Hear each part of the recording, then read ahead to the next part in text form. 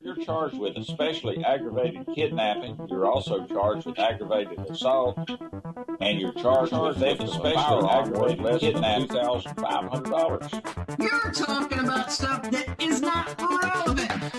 Hello and welcome to the Court of Public Opinion. I am the recovery addict, and boy, do I have a case for you today. Why is the dog chewing on this guy? I think they have got the wrong guy there. Got the wrong guy, and the dog was biting him. He roughing him up quite a bit. There's a lawsuit.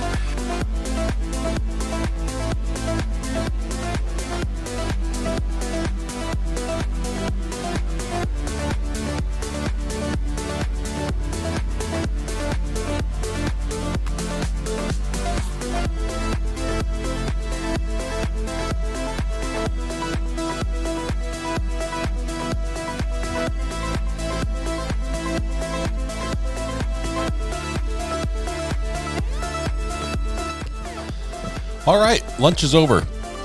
Back to work, everyone. Back to your desks. No lollygagging. Everybody back to your seats. Just kidding. Hope you had a great lunch. Hopefully it was wonderful. I see a couple of you are looking for pickles. Hopefully your lunch included pickles. Mine did. Spicy maple bourbon pickles. They were delicious. After the salad was good. I will say the salad was good, but I just needed a little bit more, so I had a little sandwich. I needed to have pickles on it, so it was really good. I'm not sure if AJ got lunch or not, but I'll tell you what she did get, and that is the internet. Congratulations, AJ. You were first back in chat. We've re-gifted the internet. It's yours. You're a frequent offender, repeat offender when it comes to internet ownership. So good luck with that. You're going to do great today. Appreciate you. Thanks for putting in the work here before you start work. I think you got another week, right? You've got another week before you start the new job. So that's exciting. Anyway, 6-volt bus is here as well. Probably it looks like a peaceful transfer of power, which is always nice when it comes to internet ownership, because the fight on the transfer of power on the regifting is just ugly for everybody. But I'm glad everyone that happened peacefully. Tag, you're it. Not tag, but AJ, tag, you're it. Kathy's here. TW, yo, welcome as well.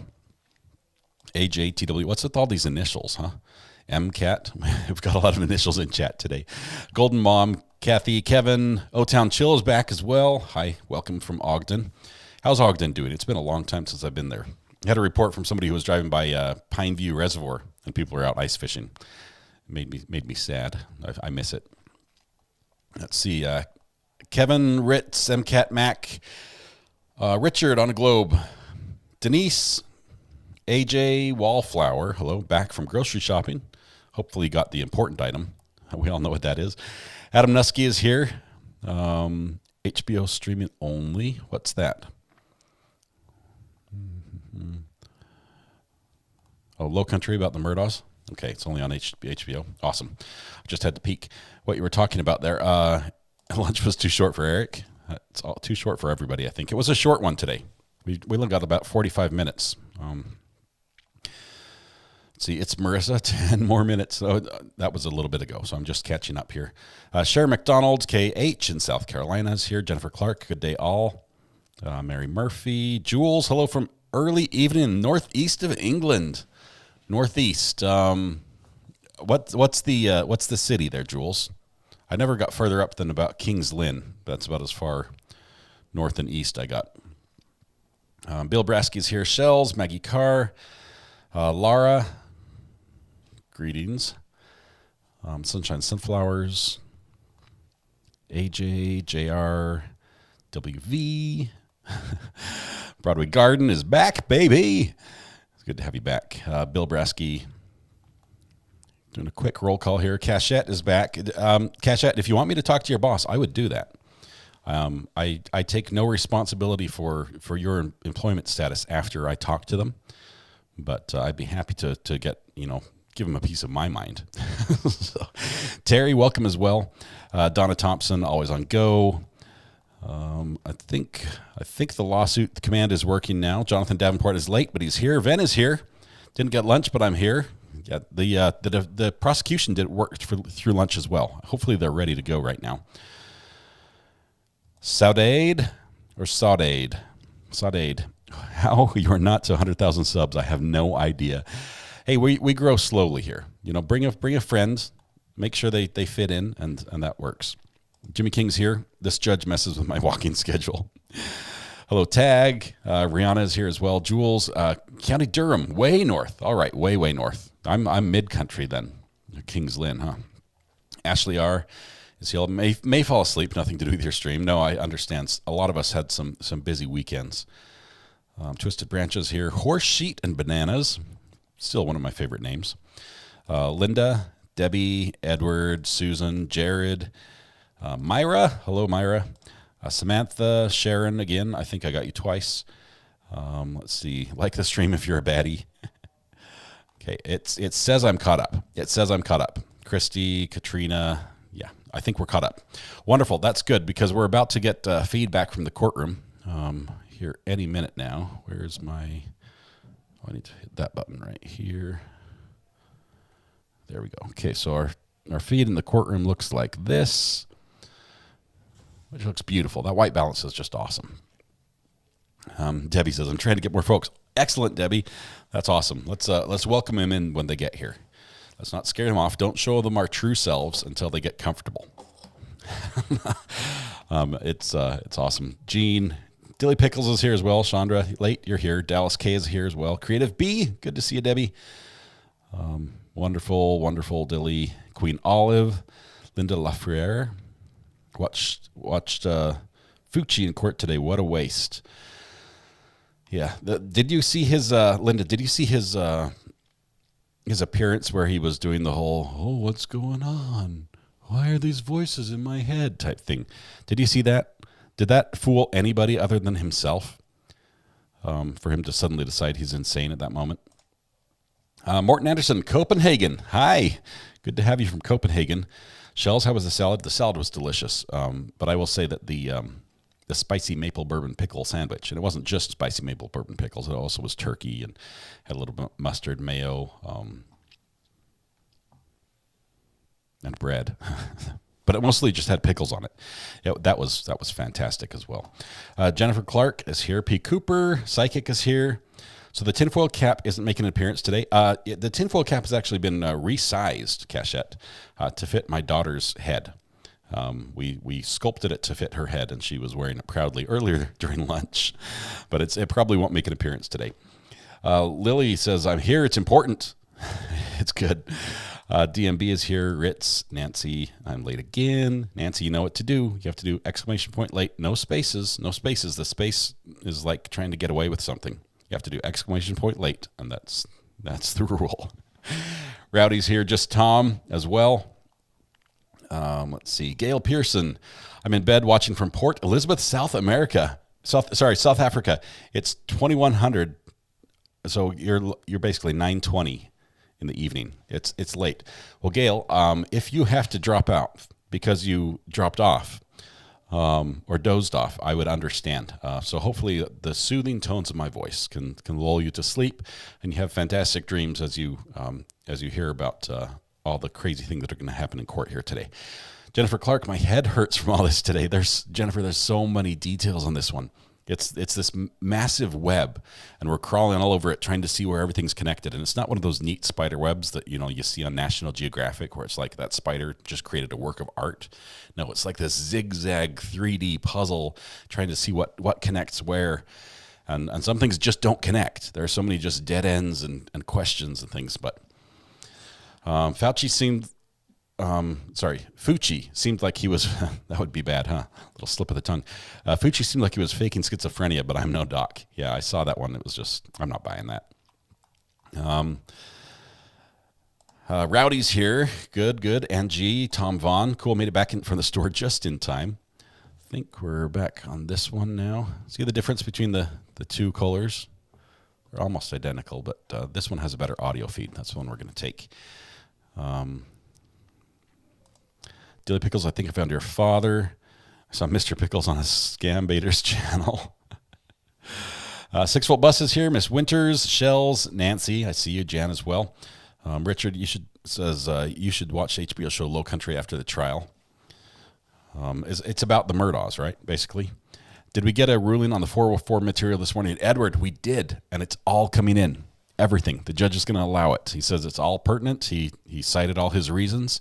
I think he covered his bases. I will say that it seemed like he made this decision long before the 5-minute break he took after hearing the last bit of evidence, because it was a long statement he read that would probably take longer than 5 minutes to write. So I think the indicators we saw last week were true, and he'd pretty much made his decision then. But he did wait to hear it all and then allowed it in. Should be a good afternoon. I think motive for murders are starting to surface, in my opinion. Yes, and we'll see more of that. Christy Busby is here. Katrina, back to work. Behave, y'all. Thanks, Katrina. Appreciate it. I won't drop off. I'm a late sleeper. All right, Gail. Sounds good. Let's see. Edward Foster, AJ, Linda, Jen Hoff. You're down after knocking my back out of place? Jen, oh no. Jen, get comfortable. Get really comfortable. Get a book, get a blanket, whatever you need. We'll be here if you need us to be here. But please just take care of your back. Let that get feeling better. That does not sound fun at all. My knee is giving me a little bit of problem, but a back is, that's miserable. I'm sorry, Jen. I'd give you a hug, but I think that might hurt. Ritz is here. Katrina, always on go. Fauci will go into trial too, or was he getting sued? I forget. Pickle's not politics, right? Always on go. Jenny says is here. Wonderful. Tish, I'm back now. If work could stop so I could better pay attention. Tish, I hear you. Sometimes I'm trying to line up, the next video shot and make sure that everything is spaced right. And I'm like, what did I just hear? What did that witness just say? And I wish I could focus a little better. I'm going to need an assistant to help me with my production here. Casey Jones, present, have been lurking this afternoon. It should be good. Casey, yes, it is. You don't want to lurk through this one. We want to hear your opinions during that. So thanks for popping out and chat. Casting on TV, so I'm here, but not, sort of. You are here, but you're not. That's good, Jenny. Have a good one. Hopefully whatever you're doing gets done and you can follow along just fine. Kelly says, Can Fucci retract his plea, or is it a done deal now? I think it would be pretty hard to retract right now. I mean, I'm sure he could, but he'd have to convince the judge as to why. This is an interesting video here. This was from several days ago when Alex was glad-handing everyone in the audience. Just like, hey, good to see you. Thanks for coming to my trial. Oh, man. Yeah, it was funny. Creative B is here. Jay Breezy. Katrina, can Alec change his plea? Surrender. He can. I think at any time he could change his plea to guilty, but I don't think he will. I think his pride is too big. I mean, you've seen that the lawyers, when they go head to head, they have a big ego. He had a big ego, and I don't think he would let that happen. Jay Hughes, Creative B is here. Linda, Debbie, Miss Wolliver. I am also here. We've got you down. Mark, was present. Miss Chris as well. If only work could stop. Cash out. The offer is still there. I will talk to your boss. I will. We'll pause the live stream and just let me know when he's got the phone, and I'll just let him have it. Linda's here. AJ Squirrel. I'll make it here. One more. So many sound effects. I think it's this one. Squirrel. That's it. Picky's here. Hannah. Aiden Fauci doesn't get a plea deal. It was just a straight guilty then. It's probably just life in prison without parole then. The whole Murdaugh lineage. Of course, you can watch it sooner, but it's far less than neutral.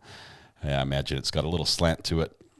Tom Bond, AJ, Jenny says, Picky, CG in Texas, Hannah, Belina, DMB, Edward Foster, Maui Gal's here. Still up. It was early morning. How late are you going to stay up, Maui Gal? Thoughts on this last witness? Picky, I think the prosecution lost some ground on this witness because of her changing testimony over time.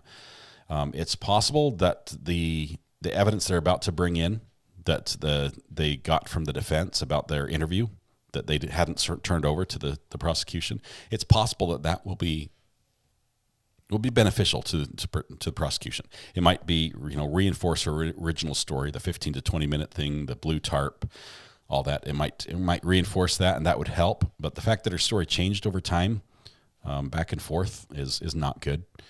I don't think the prosecution lost all the ground they gained, but I think that she's fairly believable. Maybe not on all the details. I wouldn't know what to think about that as a juror.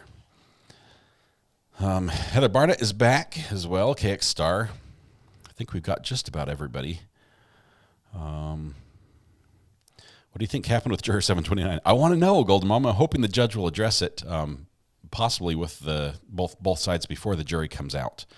If it was a dismissal, that would be interesting. It may be that that juror had a note, sent a note to the judge and said, "Hey, this is happening. My situation has changed. Family emergency." It could be just about anything, or it could be that somebody spotted them doing something they shouldn't have, or another jury outed them and said, "This jury keeps asking me, how I'm going to vote." Yeah, that would be an issue. So it could be anything on that spectrum. Obviously, it concerns the judge enough that he wants to address it at this point and see if that juror can proceed or if he needs to be dismissed with a stern reprimand, or her. It could be a girl. It's actually more likely that it's a female, based on the number of jurors there are. Ivan is here. Ivan's got some great pictures on. I'm not sure if I should out you on Twitter. I won't do that. I know you're there, and some great dog pictures as well. Just had to get the pupperoo some treats and new bones. We truly don't deserve dogs. See, there you go. Ivan's got some great dog pictures out there. He did plead guilty. It wouldn't surprise me if he was being more than a handful in jail as well. Jill Hipple's here, but feeding the baby. All right, we'll be quiet so the baby can sleep. M-Cat, Maui Girl, sleep by 8 p.m. Okay, I'm going to hold you to it, Maui Girl. I call you Maui Girl. It for some reason, I can't say gal. Dilly Pickles, P. Cooper, the dull one. Fucci is what happens when you give kids participation trophies just for showing up, win or lose. These kids never learn to deal with disappointment and can snap. He had some serious issues. I mean, if you go back and look at his background, there were some indicators, there were some warning signs. His friends knew that he wanted to kill someone. He had planned out what he wanted to do, and he told people about it. It's a sad situation. Maugel is only up for me. Still watching Turkey. Are they still having more quakes? Or are we just getting more information about the damage? I have not seen the damage yet. Let's see. Courtroom's still not back, which is a little interesting. Maybe the judge is still addressing something. Getting your family to stand up was weird. Yeah, what was that? It's like have your daughter stand up, have your son stand up. There they are. It's like that's cool and all. I mean, we heard that with Alex, with knowing that his family was there, but it's different from a defendant standpoint to a witness in the trial. I'd never seen that one before. She was very nervous, I agree, and I think she wasn't prepared for the adversarial questioning format. She probably was more prepared to just tell her story, but not so much the back and forth that she got from the direct and cross. Debbie's finally ready to go. Flying high after her coffee. I've got my water.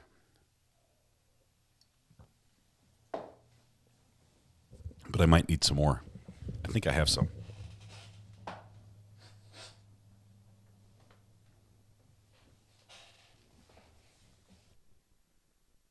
It's way back here. I thought it was under the desk. It was not. We've got some water.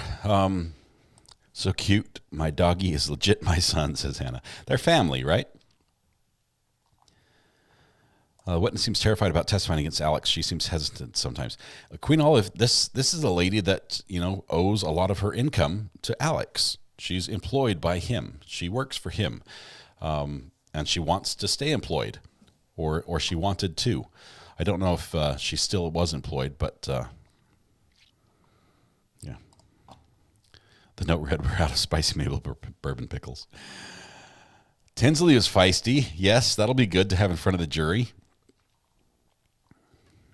Court date is February 23rd. That's probably a hearing, right? For sentencing hearing.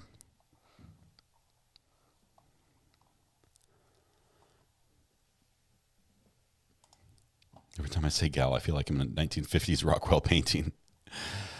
114 stab wounds. That is rage. Yeah.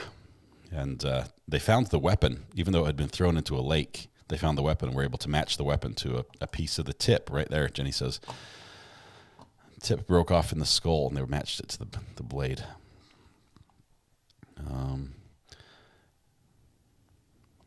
Thought it was an 8th grade commencement with the standing up with the relatives. Okay, the judge is late. I wonder what's going on. Something important, I think. He usually does keep us up to date on what happened during the break. Christine Hathaway Coley is here saying, evening, folks, 7 p.m. in Scotland, so evening viewing and knitting ready. I'd have been the lady in the front of the guillotine. You love this stuff. Gonna guess life in prison without parole after 25 years due to the crime being committed when he was a minor. He'd need to shape up his prison act to even have a chance at getting out. I think he probably will, though. Oh, my goodness, over 2,500 dead in Turkey. Oh, man, Lady Writer, that is awful. Those earthquakes. I got the alarm. I have earthquake alarms turned on my phone, and I saw it was like a 7.5, a 7.8. Those are the preliminary numbers, and those might change. Usually they change down a little bit, but still, that is a powerful quake. Hope the DA tells Tinsley to tone down his macho man bravado a bit. A mostly female jury may not welcome his arrogance. Ivan, I think you're right. Hey, here we go. We've got stuff happening here in court.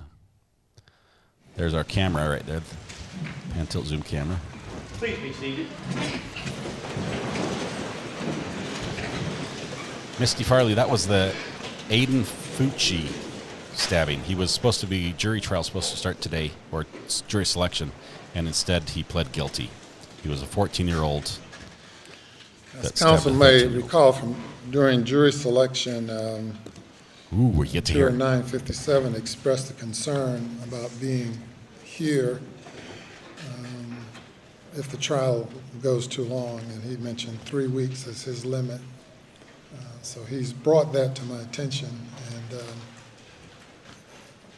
he's 729? 729. Juror 729. So he's brought that to my attention, and he's pondering the issue. So just bring you all up to date on that issue. You ready for the jury? That's not a mistrial.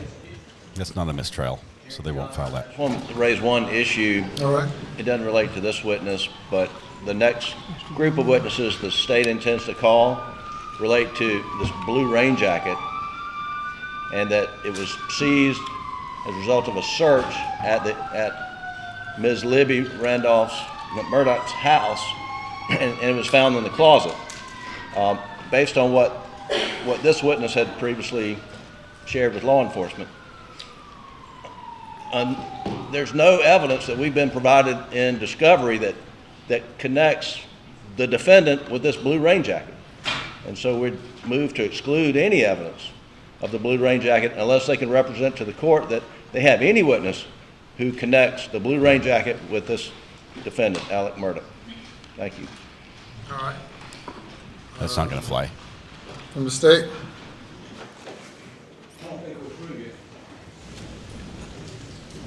Your Honor, she has identified a vinyl blue in that closet, which she says was consistent with what she saw Alex Murdaugh coming into her house with. She said, yeah, that looks like it. There's some questions that were asked by the defense, which I'm going to ask her about now. When she is asked about a shirt and something else, but she, I believe, has testified, yeah, that is consistent with the color and the vinyl that I saw that's in the closet. All right. Well, let's bring the jury. Wonder what that juror has going on that he can't stay for more than 3 weeks. Sounds work-related. Probably a single source of income for the family. It is a hardship to serve on a jury. It oftentimes is. Since when does a juror get to set a limit? Apparently, he said, I've got an issue. I can go 3 weeks, but no more.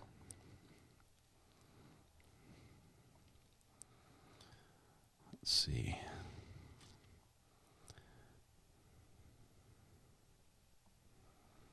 Thanks, Picky, for the reminder to click the like button. Second one is 7.5 and estimated over 10,000. Oh my goodness. So with that juror, there's a juror that just thinks he can't stay very long. He's got something pressing that might need him to be excused. That's what we have. I'm sorry, Judge, I might have stuff to do, might not cut it. He's pondering the issue. The judge probably told him a little bit.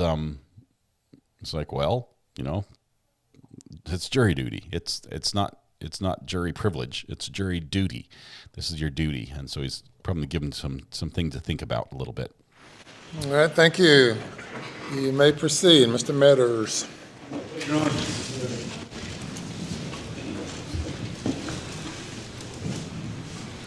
Yeah, they knew it was going to be longer than 3 weeks. You remember being interviewed by Patrick McDavid and Robert Purcell that worked with Mr. Harpootlian and Mr. Griffin in October 20th of 2022? Yes. Okay, here we go. This is the video. And I believe Mr. Griffin had asked you about some shoes in response to our questions. Do you remember telling them that he had, these investigators, he had on some cloth-like shoes? Yes. I'm sorry, Debbie. Prayers for him and you. And I believe Mr. Griffin asked you about the length of time you were there. Do you remember these investigators asking you about the length of time that Mr. Murdaugh was at Alameda the night of June 7th? Yes. Objection, Your Honor. He's offering a prior consistent statement, and no one's in, I don't know why. Not impeaching her with it. You can't bolster her testimony with prior consistent statements. Mr. Meadows. I believe he had questioned the 30 or 40 minutes and was questioning whether or not Alex asked her to say that. Through their investigators, it's clarified for me their conversations that directly contradict what she said early on direct that I have through their questioning and interviews, which I just got a little while ago. Judge will allow that. All right, Mr. Griffin. Again, he's offering a prior consistent statement, and it's not admissible unless it's being offered to rebut a claim of recent fabrication, and that's not the situation we have here. Your Honor, we'll offer the entire statement right now. In objection to the statement being entered into evidence. Yes, Your Honor, it's not a statement. There's a whole 30-minute audio recording. Yes. All right. Rule 613B addresses this issue, and you may proceed. The objection is overruled. Mr. Griffin asked you the length of time that Mr. Murdaugh was there when these investigators questioned you in October of 2022. Do you remember them asking you about how long he was in the kitchen and in the room with Ms. Murdaugh? Yes. We just barely got started. A juror thinks he can't go much longer than 3 weeks. Judge told him to think about it. And do you remember them asking you about, and he asked you on cross, whether it was unusual, whether Mr. Murdaugh had visited that time of night? Do you remember that? Yes. I knew we were going to have objections during this. The prosecution just got a copy of the And do you remember telling interrogation. the investigators that he would not come on your shift after 8 o'clock? Do you remember that? Yes. And that was unusual? Yes. They just got a copy of the interrogation they did of her, or they interviewed her and had a recording. They didn't give it to the prosecution until today, just before lunch. Do you remember one of them questioned you? You actually registered it in your mind that this is unusual for him to be here that time of night? Do you remember that? Yes. Was your answer yeah? Because I was like, yeah, to be honest, I was like, oh, why are you here this time of night? Why are you here this time of night, you know? Because we all going to bed? Mm-hmm. It's in my mind. Yes.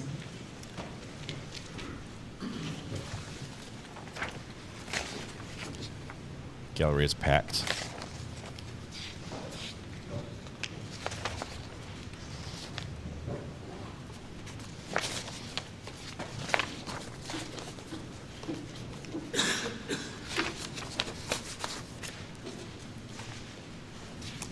It's funny because they objected to him questioning this, and then he says, "Well, we'll go ahead and submit the whole recording."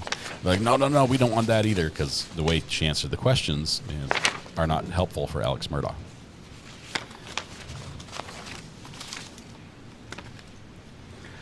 And as far as the length of time, do you remember them asking you how long, and you said it was about 20 minutes? Yes.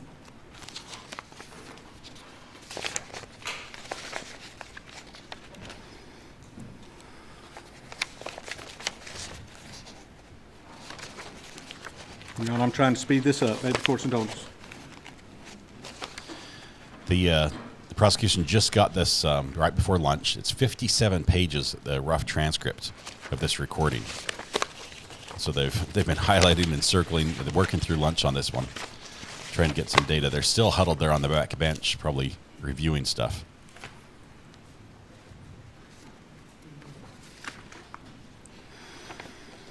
Do you remember, when Mr. Griffin asked you about your recollection as to what Mr. Murdaugh said asked you about the 30 to 40 minute period? Do you remember that? Remember just a little while ago when he was asking you about that? I'm not trying to be, just a little while ago. Yes. Okay. About whether if anybody ever asked you if I was here or not? Yes. They should have had this before. I think it was wrong for the defense to hang on to this or not let the prosecution know about it. Do you remember that his investigators asked you if SLED had put that in your mind? No. Yeah, these are definitely lawyer games. Is that the recollection or something they put in your mind? There's an objection. He's leading the witness. He's publishing a document that is not a certified transcript of anything. Object. Mr. It's their statement they took. It's their statement. I sustain the objection. Sustained. Did Alex Murdaugh ask you to tell somebody how long he'd been there? He said if someone asks you, I've been 30 to 40 minutes. That's what he said. He said if somebody asked you. Yes. Just repeating her answer. Mr. Meadows? Is that the answer you gave his investigators Yes. back in October of 2022? Yes. That's why they didn't want that played.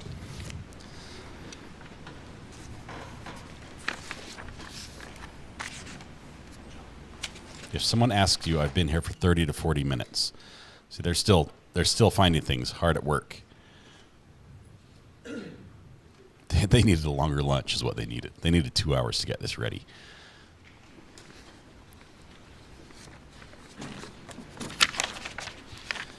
It should have been a discovery. They just found out about it during her examination.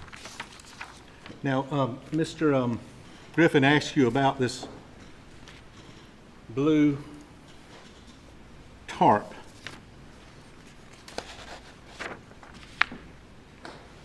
Did his or Mr. Harpoon's investigators ask you about that when they met with you? Yes. Okay. Did they bring something with them? Do you remember them showing you something? No, a picture. Okay. Did they also show you a tarp? Yes. Okay. Oh, Did my they tell you goodness. they just got it from Kmart? Yes. Just bought it from Kmart, and I can't. They brought something to show her and said, this is what you saw? Their investigators brought this with you to the interview Yes. and showed you this, correct? Yes. And had you already described a, well, who'd you first tell that there was something that the defendant may have been holding in his hand? Who'd you tell first? When he came in that morning after the funeral, who did you tell that first to in law enforcement? That the defendant may have been holding something or was holding something when he came in? Dango, Officer Dango. Dango. Dango. Okay. And as a result of that, SLED came and interviewed you? Yes. Okay. And then you told them what your testimony's been? Yes. Correct? Okay.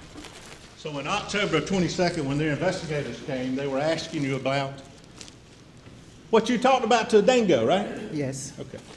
And they showed you this, right? Yes. And did they also ask you about if you'd seen a shirt? Do you remember when they asked you if you'd seen a blue shirt? Yes. What was a blue shirt? It's a blue. I don't know. What was it? Just like a dress shirt or a shirt? What was it? like a rain jacket or something, like a pullover. Okay. Something. But they described it as a shirt? No, not as I can recall. He needs to not yell at her. She's feeling attacked every time he yells at her, and he needs to be a little more gentle with this witness. Do you remember them asking you, you're positive it wasn't a shirt? Yes. They Yes. asked you that? Yes. And your answer was it's vinyl. It was a vinyl, right? Yes. Yes. Don't lead the witness.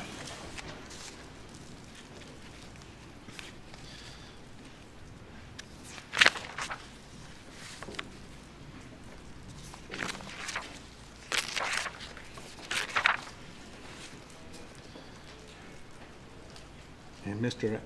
Griffin was asking you about the vinyl whatever. Do you remember them asking you if there could have been a gun in it as investigators? I can't recall. I can't remember. Would it help your memory if we played the entire thing in court?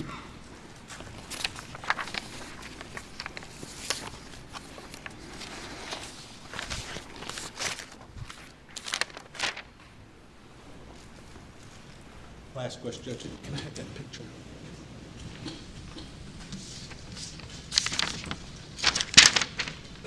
States 411, Ms. Shelley. You've identified this previously. Does that look like the blue vinyl garment he was carrying in? Yes. Say that again. Yes.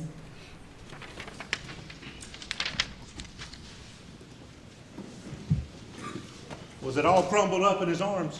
It was balled up, yes. Was it folded out? No, it wasn't. Was he wearing it? No, he wasn't. That's all, thank you. By the defense. Let's see what they can do here to save some ground here. Ms. Smith, it's clear when you left the next morning, you saw the blue tarp laid out on Ms. Libby's retirement rocking chair, correct? Yes. And it was not a rain jacket, was it? No, it wasn't. It was a blue tarp like what's in here as in evidence 86, right? Yes. No doubt in your mind. No doubt. Now, our investigators, let me ask you, I'm marked for identification exhibit 87. Did they show you a picture of this rain jacket? Yes. Had you ever, and you told them you never seen that rain jacket, right? Correct. You know, we'd introduce exhibit 87 in evidence. Without objection. Can I put it up here?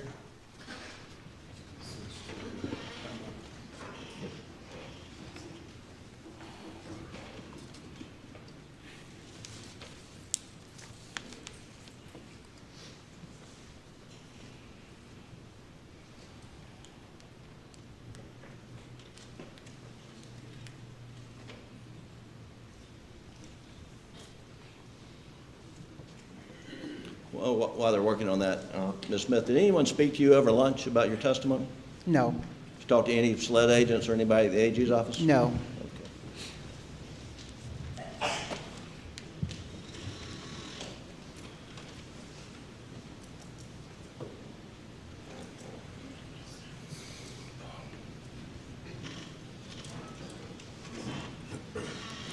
Okay, so what's the story? How'd this blue rain jacket appear in the closet? Do you think Alex then also brought a tarp to say like, oh, that's what I brought in. I set it on the chair in the room you're in. Just as like a decoy?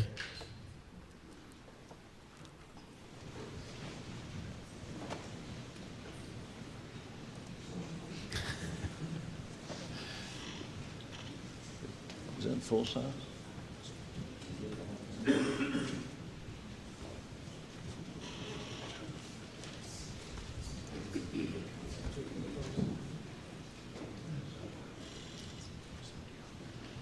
Yeah, let's see if we get the whole picture in there. Okay, thank you. Thank you, Doug. You ever seen this rain jacket before? No. Did Alex Murdaugh have that rain jacket with him when he came in to the Ms. Libby's home on the morning, I believe, a few days after the funeral? No. Okay. She's sure she saw a tarp. If this photo, Exhibit 41, State's Exhibit 41,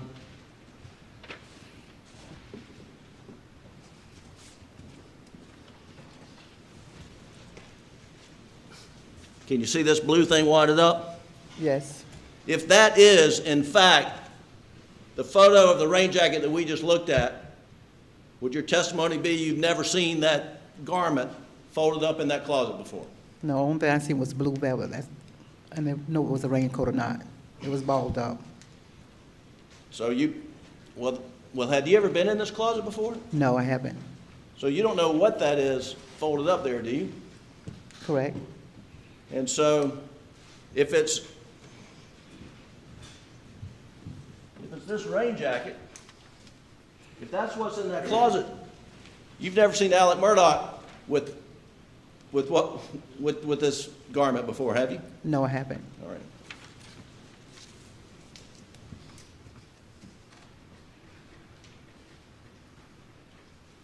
Now, just very briefly, I know you've been really good here, and I know it's been a hard day, and we appreciate you being here. That day when you came to work, Mr. Randolph Murdaugh had been put back in the hospital. Isn't that correct? Yes. And that was unusual because he'd just gotten out of the hospital like a day before, right? Yes. And so it was, although it wasn't usual for Alex Murdaugh to come over that night, but this was an unusual day because Mr. Randolph had been put back in the hospital. Would you agree with that? Yes. All right. Thank you. That's all the questions I have, Your Honor. Thank you, ma'am. You may step down. All right. Interesting. Let's see if we go into the 404B stuff here. You may call your next witness. The state calls Kristen Moore. I'm seeing a badge, a button. Looks like this might be a SLED agent. Yeah, that was brutal. She was not prepared for that type of questioning. Raise your right hand and left hand on the Bible. Do you affirm the testimony about the report in this trial shall be the truth, so help you God? I do. Take a seat in the witness stand. State your name again for the record. Spell your last name. That looks like SLED to me. Moore.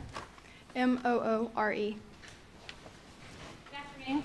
Good afternoon. Could you tell the jurors where you work? I work for the South Carolina Law Enforcement Division.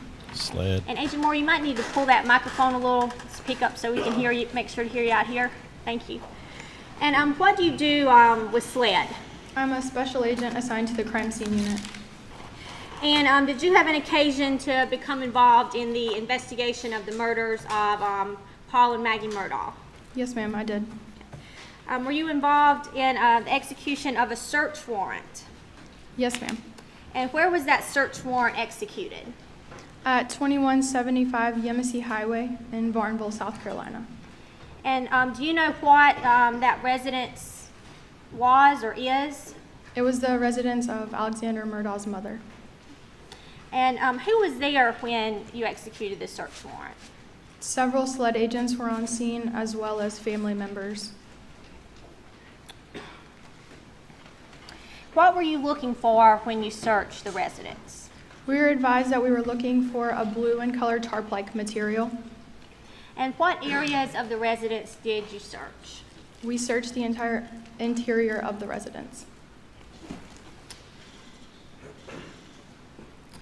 Let's talk about the north bedroom of that residence. Do you recall what you located in that bedroom? We located a blue tarp inside the closet in the north bedroom on the second floor.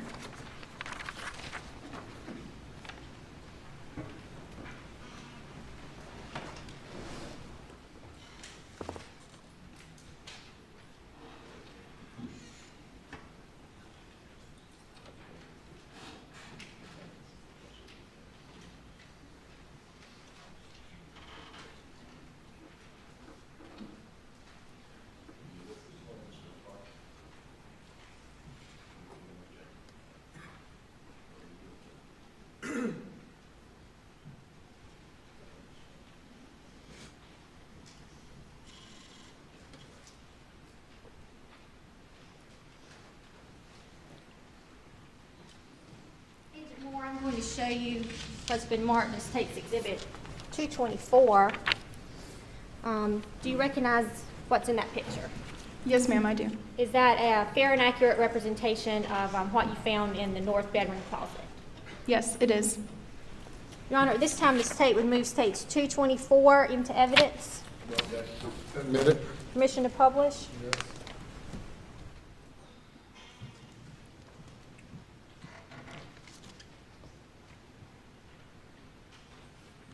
Agent Moore, could you describe for the jurors what you found in that picture? That is the blue tarp that we located inside the bedroom in the inside the closet inside the bedroom. Okay. And what was that tarp located in? A storage container. Were there any items in the storage container? There were miscellaneous dishes underneath the tarp. After you found the tarp, did you continue searching the residence? Yes, ma'am, we did. Okay. And what else did you find? We located a blue raincoat in the coat closet on the second floor. Okay.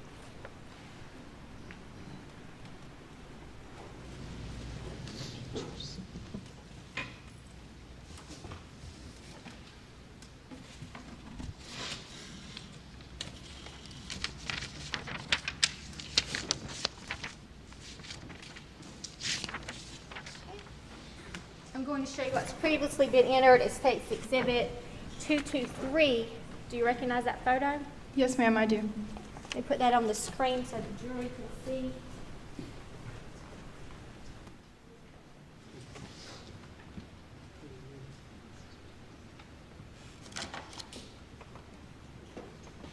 Could you point out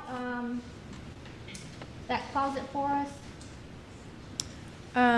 It is at the top of the photo on the right-hand side. So the door immediately above the stairs leads to an attic area, and the door to the right of it is the coat closet. So not this door right here at the very top of the stairs. The next door is the closet we're talking about. That's correct. And I'm going to show you State 414. Do you recognize that picture? Yes, ma'am, I do. Okay. And what are we looking at there? That is a picture of the interior of the coat closet. Your Honor, at this time I move States 414 into evidence. No objection. It's admitted. Now, Agent Moore, if you could you point out the blue raincoat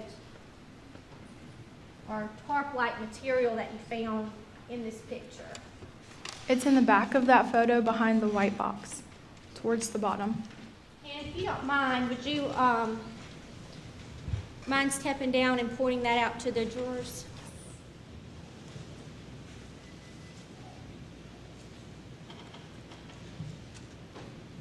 Okay. Would you come down to the big TV? She pointed on the little screen. Thank you. It's right here.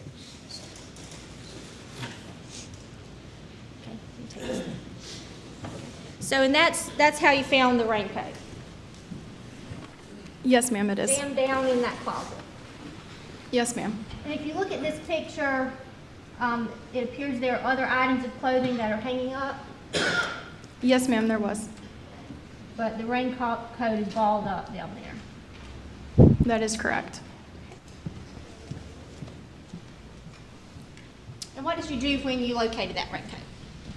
We documented it with photographs, and then we collected it in a brown paper bag, which was dated, sealed, and initialed. I'm going to show you States 225, which I believe the defense has an objection to. Your Honor, if it's the raincoat, it's already in evidence. And the photo of the raincoat is in evidence. I don't know why we need another photo, but we do object to any testimony about seizing the blue raincoat, anything beyond that, based upon my earlier statements to the court. Response? Your Honor, this agent's testifying to what she retrieved from the closet, and I believe this is a picture of her retrieving that item. Objections overruled. So, Agent Moore, do you recognize what's in this picture? Yes, ma'am, I do. And this is a true and accurate depiction of what you recovered from that closet? Yes, ma'am, it is. Your Honor, at this time I would move states 225 into evidence. Objection. Same objection. Submitted over objection. All right, and Agent Moore, if you could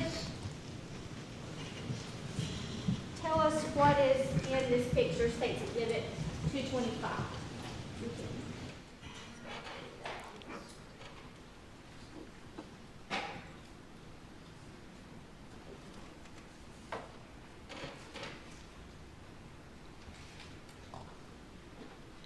That is a photo of the blue raincoat that I collected. Sounds like we're getting the raincoat in here soon. The actual raincoat. And this will be State's Exhibit 226. Without opening this, can you tell us what is in this item? State's Exhibit 226. This is the game I play at Christmas every year. Based off Without of the opening item it, number can I tell and you lab what's number and my inside? initials, this would be the blue raincoat. Your Honor, the State will move States 226 into evidence. Objection, relevant. No response. Your Honor, this is the purported raincoat that was recovered from the closet. Submitted. Defense doesn't like this. All right. And when you recovered that raincoat, They're going to put what the pieces did together you here. do anything with it besides photograph and collect it? Not on that day. We transported it back to the SLED Forensic Services Laboratory. And now in the closet where you found that raincoat, were there any guns? No, ma'am.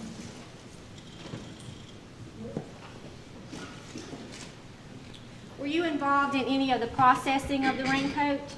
Yes, ma'am, I was. And what part were you involved in? On October 7th, 2021, at the SLED Forensic Services Laboratory, I met with SLED serology personnel to document and do additional processing on the raincoat. Okay. And what processing did you take part in? It was documented with photographs. The stains on the raincoat were then documented with scale tape and labeled, photographed Stains. again. SLED serology department then tested the stains with phenolphthalein, which is a presumptive test for the Blood. presence of suspected blood. All That's a testing blood test. with phenolphthalein was negative. No We blood. then used an alternate light source to look for any latent stains on the raincoat. We observed an additional stain and documented it with photographs as well as scaled it. Then it was tested with phenolphthalein as well, and it was negative. We then used leucocrystal violet, or LCV, which is also a presumptive test for the presence of suspected blood, and it was negative also. All negative All right, tests. as No far blood. as your involvement in the raincoat, does that pretty much sum it up for us? Yes, ma'am, it does. Okay. All right, thank you, Agent Moore. Please answer any questions from the defense. They have their raincoat in now. That's in the box.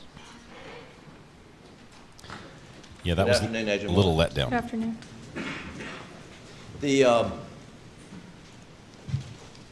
So I understand you went to Almeda, Ms. Libby Murdaugh's home, to execute a search warrant, is that correct? Yes, sir, it is. And what was the day? September September 16th, 2021. 16th, 2021. And you were looking for a blue tarp, We were advised that we were searching for a blue tarp-like material. okay? And you found a blue tarp, is that right? Yes, sir. And in that blue tarp, there were dishes wrapped up in that blue tarp, right? No, sir, no dishes were wrapped in the blue tarp. It was folded on top of the dishes. Okay. So you seized the blue tarp, right? Yes, sir. And did you do any testing of the blue tarp to see if there was blood? No, sir, I did not do any testing on the blue tarp. Do you know anyone who did any blue testing on the blue tarp? I am unaware of any testing done on the blue tarp. You seized this rain jacket in here, in this box, is that correct? Yes, sir, it is. And back in the lab, you did some presumptive testing. We sprayed it with phenol first? Phenolphthalein was first utilized, yes, sir. And phenolphthalein is a presumptive test for blood, meaning, you know, it could test positive, but it's not necessarily means it's blood. I like this hat. Right? That is correct. And in order to determine whether something that has tested positive with phenolphthalein you do another type test to confirm human blood, right? That is correct. But the blue rain jacket never tested positive for the presumptive test using phenolphthalein, right? That is correct. So it was negative. Yes, sir. So after getting negative with phenol, then you use another product called LCV. Is that right? We did. We used an alternate light source first to make sure that we had all stains documented. Now, an alternate light source is what? It is a specific wavelength of a flashlight, and you used a colored filter, and then you can see any latent things that you wouldn't be able to see with your naked eye. And the alternative light source doesn't tell you whether that's possibly blood or something else, does it? No, sir, it does not. So you use that alternative light source and you identified some area, and okay, is that the area you tested with LCV? We tested the entire raincoat with LCV. The entire raincoat? Okay. Yes, sir. And again, that's a presumptive test like phenolphthalein, Yes, sir. and that Tarp was not tested for tested blood. negative? That is correct. Okay. And so there's no more blood testing done of the rain jacket, right? I was not involved in any further processing of the raincoat. Do you know if that LCV that you sprayed on the entire shirt has turned the rain jacket in that box completely violet? I have not seen the raincoat since the processing was done on October 7th, Well, let's take a look. Get me some scissors. What size is this rain jacket? I could not tell you the exact size of the raincoat. Well, would you agree with me that the records indicate it's a large? Yes, sir, it is a larger jacket. Well, the size being large, do you know if it's large? If that's the size? I do not recall the size. Do you mind if she opens it up? Your Honor, do you mind if the witness opens the box up and let's see what size the rain jacket is? Why did they fight so hard against this and not to let it in? Objection. Was this a ploy on the defense part? Someone else could have tested the tarp. I do think they tested No, I don't the... have scissors, I have gloves. Yeah, you probably want gloves, Yeah. Let's get the microphones positioned properly for... ooh, she's going to snap those gloves too. You know it's coming.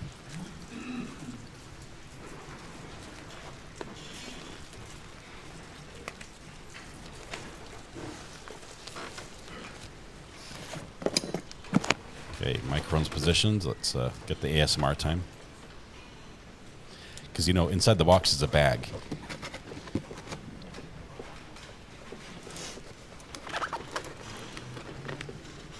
We'll get all the crinkle sounds.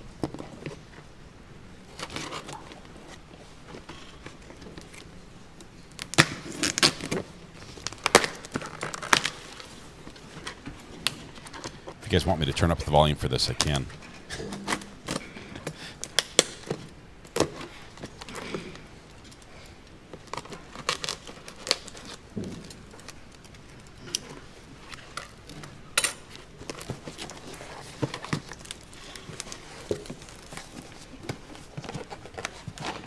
I like sounds. Here we go. Oh, shh. Everyone listen.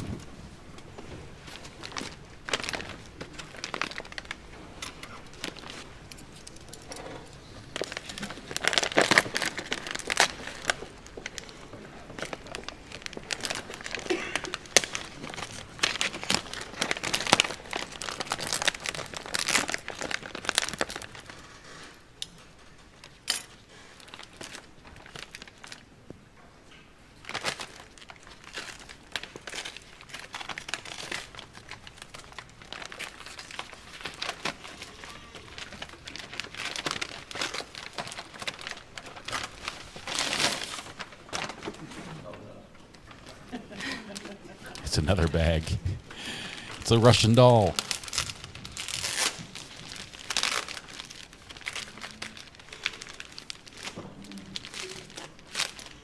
Yeah. Spoiler, it's a bag of Doritos. It's funny, Keisha.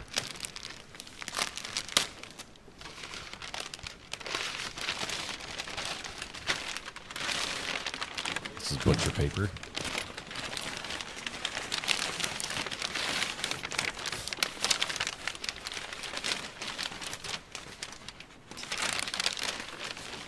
There's no raincoat. It's layer upon layer. Someone's got to try this on by the time we get to the bottom here.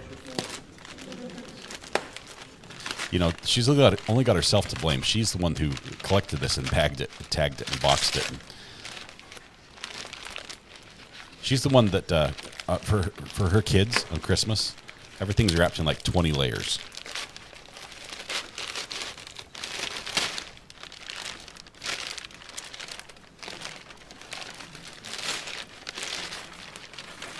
Carl, the big thing this morning is the judge allowing the 404B, the financial crimes information.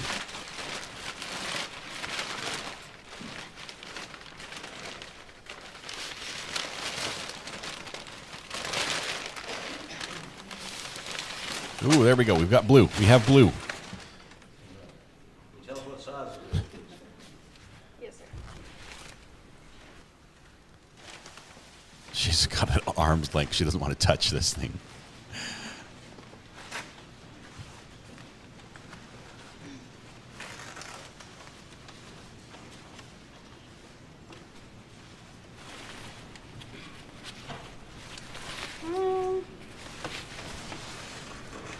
Find the tag. It's probably not there. It's probably down on the waist side. I don't see a tag. I don't see a tag right here at the front.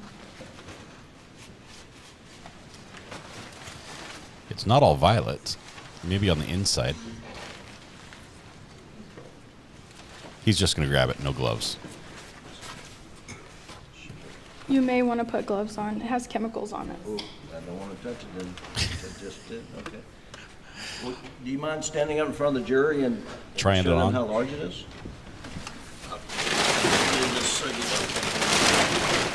That paper has chemicals on it too.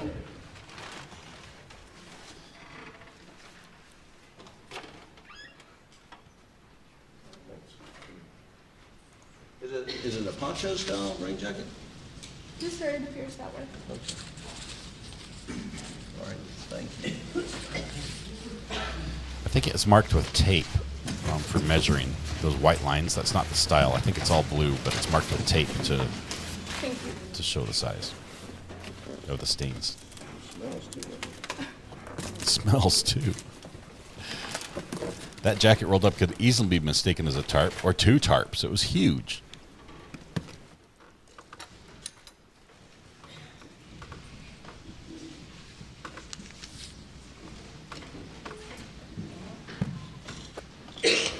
Do you know if that rain jacket or photos of that rain jacket was shown to any members of the Murdaugh family to see if they recognized it?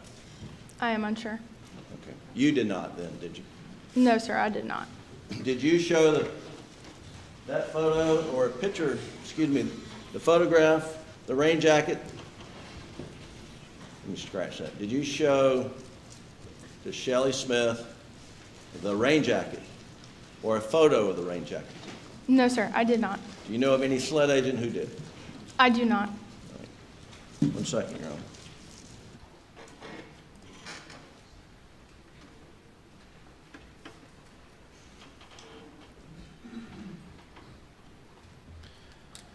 While this is going on, it looks like there was a police chase as well in Los Angeles.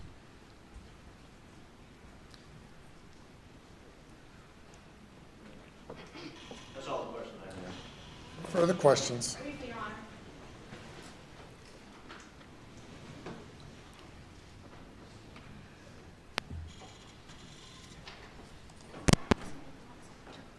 I only brought this.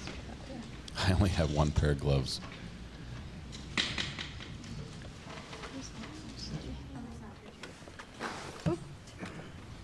Hey, gloves for everybody.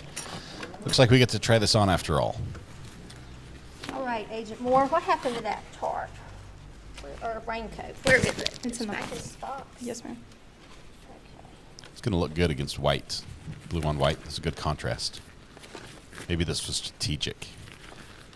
And she has purple gloves.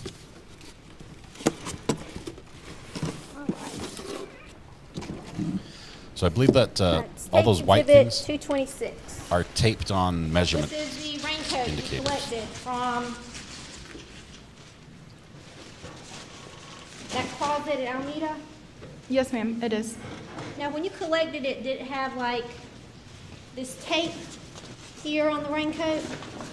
Where we can, you know, the white tape with the letters on there? No, ma'am, I placed that on that. So that was done during processing? Yes, ma'am, it was. And we've been talking about a raincoat, but this isn't, is this what you would normally think a raincoat would look like? No, ma'am. This is rather large for a raincoat. Yes, ma'am. When you found it, it was balled up like this? That is correct. No further questions for this witness, Your Honor.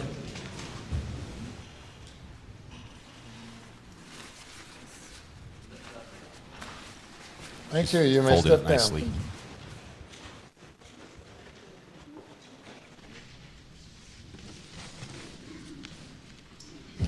The clerk's like, I have to move that, and I don't get any gloves.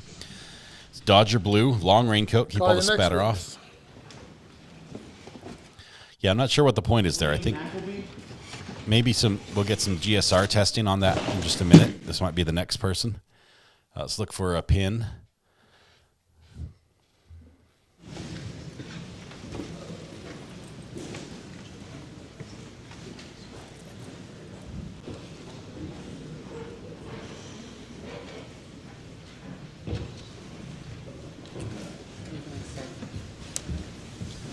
Raise your right hand, left hand on the Bible. You affirm the testimony about to give the court shall be the truth, so help you God. Take a seat in the witness stand. State your name again. Spell your last name.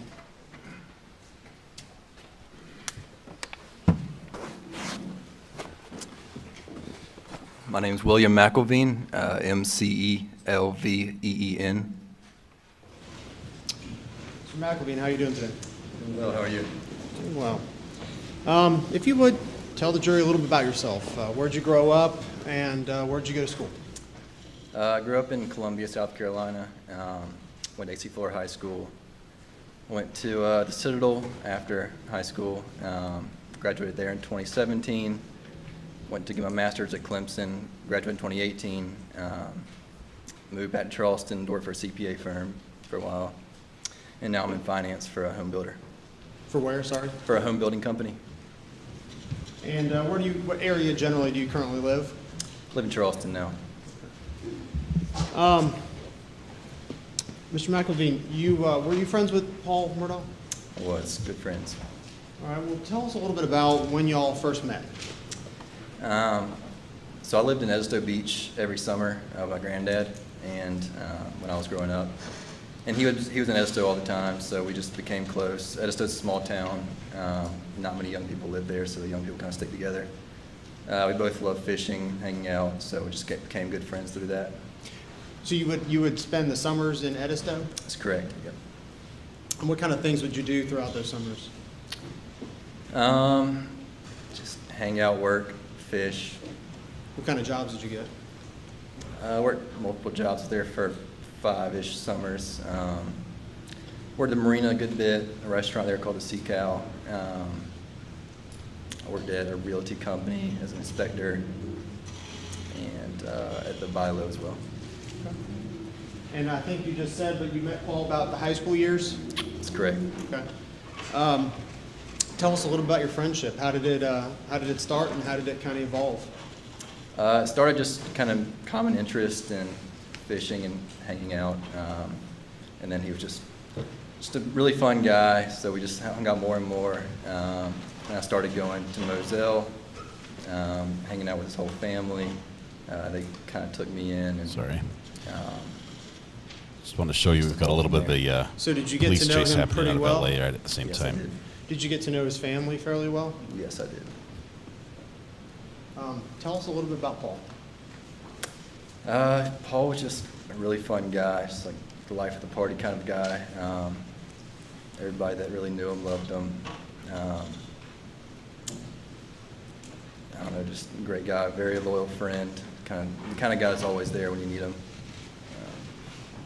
So he was, if you reached out and needed something, he... You might want to pull that mic a little closer to your mouth so it picks it up. Just try to speak. Helicopter just lost the car.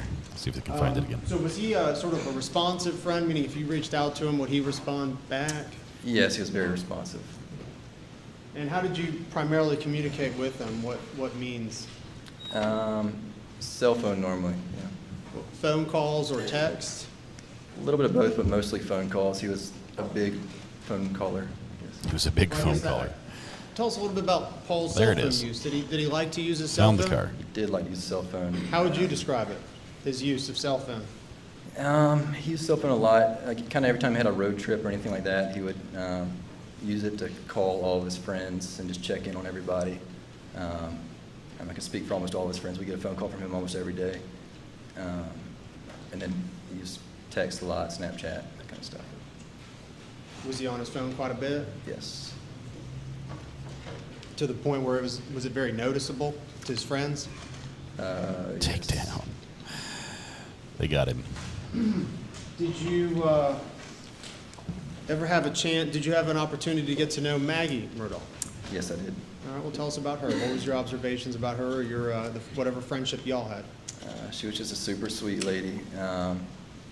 She kind of always trusted Paul when he was with me, 'cause she would know he's staying out of trouble.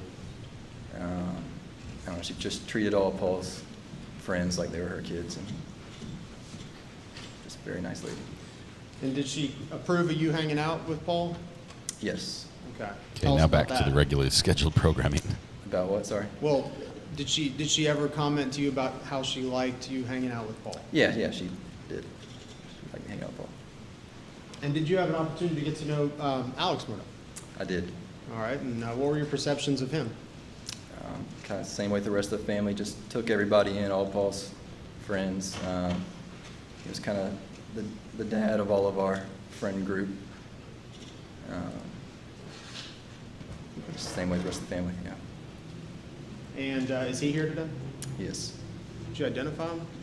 Yes. It's in the brown jacket. Thank you. Did you ever get to go out to the family property on Moselle? Yes, I did. How often would you have you been out there visiting? Probably 30 or 40 times. It's a lot of times. Did you spend the night when you went out there? Yes, normally. Tell us a little bit about the property. What kind of things would y'all do out there? Did a lot of hunting. Also, probably more than hunting, just hanging out. Up the volume. He's quiet. Just enjoying each other's company, hanging out. So you said about what, 30 to 40? Is that what you said? That's correct. Okay. If you would, please speak up a little bit. It's okay. All right. Now at the property, was there a main house location? There was, yes. All right. And was there a secondary location for kennels and a shed? Yes, there was. All right. Did you spend much time out at that secondary location? A good bit, yeah. All right. Describe that area for us, if you would. What was out there, and what would you do out there? So it's like a big shed hangar that side comes up. We'd all hang out over there. And there's the dog kennels, and then a few years back they built the shed across from the hangar, and it was just a good place to get away from the main house and just hang out and talk. If you were visiting Moselle, would you spend most of your time hanging around at that shed, the hangar area? Depends. For large groups, we would have people over there more often. If it was just me and Paul and the family, we just hang out at the house. You mentioned kennels. Were there a number of dogs on the property? There were, yes. Okay. Do you remember them? Yes. Okay. Tell us about the dogs you remembered. And what, first of all, were there kind of two different kinds of dogs? Between family dogs or working dogs? Yes. Okay. Did you get to know any of the family dogs? Yes. Who were they? Tell us about those dogs. Bubba is a yellow lab, and then Bourbon, brown lab, and Grady is a black lab. And they were all pretty relaxed, would hang out around the house mostly, but I don't know, they were just good dogs. Did they, and when you slept over there, did the dogs sleep at the house location, the main house? Yes, they did. The family dogs did. The family dogs? Yes. And then there were some working dogs that, where would they stay, the working dogs? They would stay in the kennels by the shed. Let me ask you the location. So the Mazzell location, when you started going there, did it have one or two entrances and exits? 2 entrances. Okay. And exits. And describe the 2 entrances.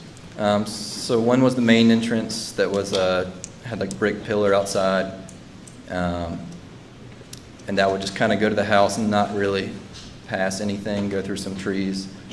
The other entrance would be next to the cabin, right behind the shed, and that entrance can kind of go multiple ways when you go in there, but that passes by the cabin and the sheds and then goes to the house as well.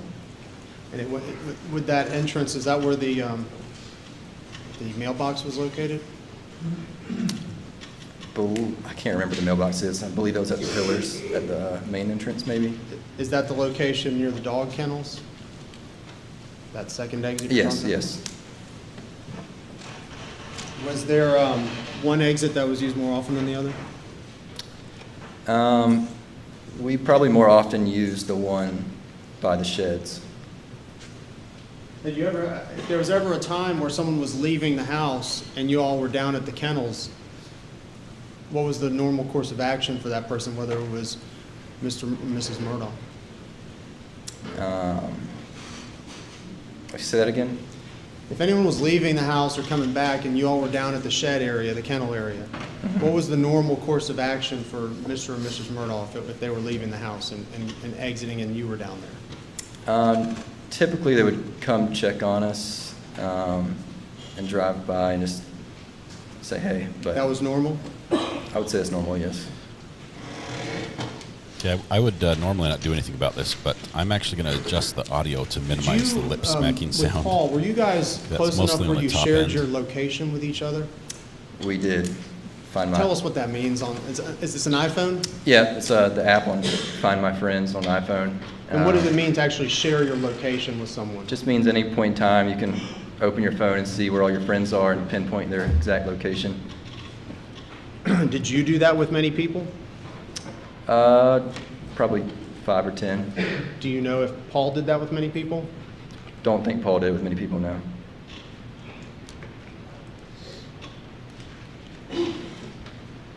Got a bag of frozen peas on my knee, and I just kicked the table, trying to catch it. When you spent time down at the hangar and the kennels, was it common for firearms to be stored down there or left down there? Not common, no. In those times, you said you've been about there about 30 to 40 times. How would you explain common? Was it something that you frequently see or not frequently? I can't remember a time I've seen firearms left at the sheds.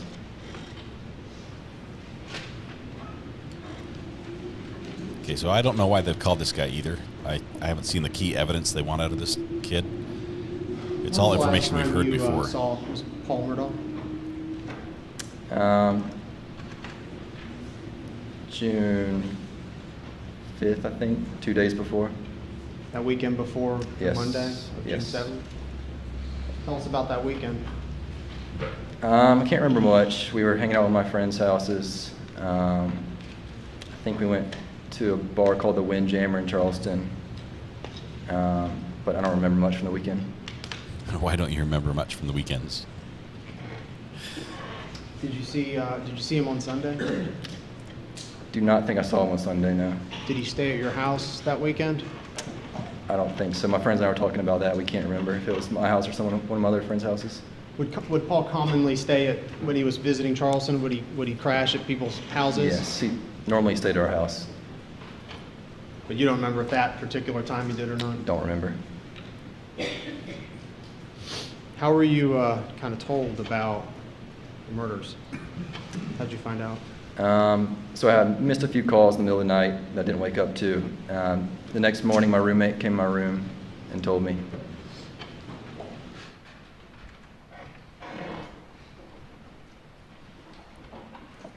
Your roommate is who? Frank Chapman. And he told you what happened? Yes. Did you make it out to the property at all? Yes, the next day I went out to the property. So the 8th of June? Yes. And walk us through what happened out there when you made it to the property. Where did you go? We just went to the main house and just went to see the family and just be with everybody. A lot of friends and family were there? Good bit of friends and family, yes.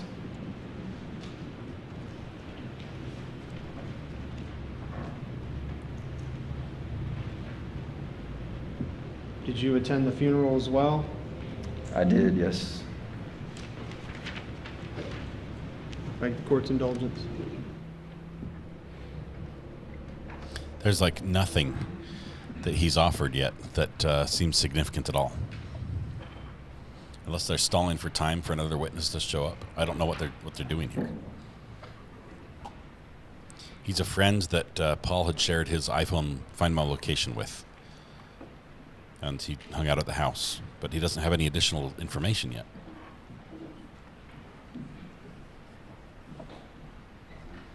No further questions? That's Like, we don't have anything for him because he didn't say anything. Good afternoon. Afternoon.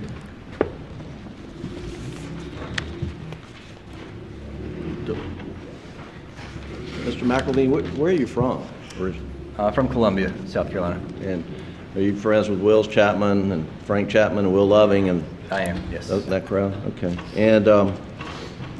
And so you met with Paul, I take it, down at Edisto with the Columbia group? Yep. And you became really good friends of Paul's, correct? Correct. And I think you described him as a loyal friend, did you not? Correct. And you became close not only to Paul, but to the entire Murdaugh family, right? Correct. You know, there are houses that kids, teenagers, young adults congregate at their parents' house. Was the Murdaugh house at Edisto one of those houses where people would congregate? It was, yes. And you spent a lot of time at Edisto there in the summers? I did, yes. And you spent time around Alec and Paul and Buster and Maggie, is that correct? That's correct. And how would you describe Alec's relationship with Paul? They had a very good relationship. Carl, that was great. They were kind of best friends in a way. That was one of the best interrogations this morning. And how, from your observation, how would you describe Alec's relationship with Maggie? From everything I've seen, it was great too. I mean, nothing. I've never seen anything negative. Right. And they liked for Paul to hang around with you, and right? That's correct. I mean, I think you were asked about that.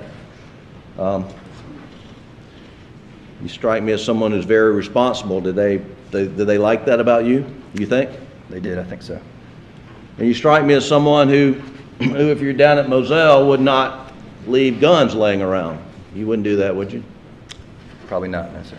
Okay, so when you were with Paul, hunting, you were responsible enough to be sure that guns got put away properly, correct? Correct. You were asked about some of their dogs. Actually, Paul had a puppy, did he not? He did. You have that puppy now? I do. What's his name? His name's Goose. How's he doing? He's doing great. Glad to hear that. And you describe 3 labs: Bubba, the yellow lab, Verdon, the brown lab, and Grady, the black lab. That's correct. And when you were at Moselle, I mean, these were family dogs, and they stayed up at the residence. That's right. Now, up at the residence, they had an invisible electric fence around the house, correct? I didn't know about it, but possibly so. Okay. Well, was Bubba a handful that just take off sometimes? Sometimes. Right. And you don't know When was the last time you were at Moselle? I can't remember. Was it in 2021? Most likely. Okay. Were the dogs there? Can't remember.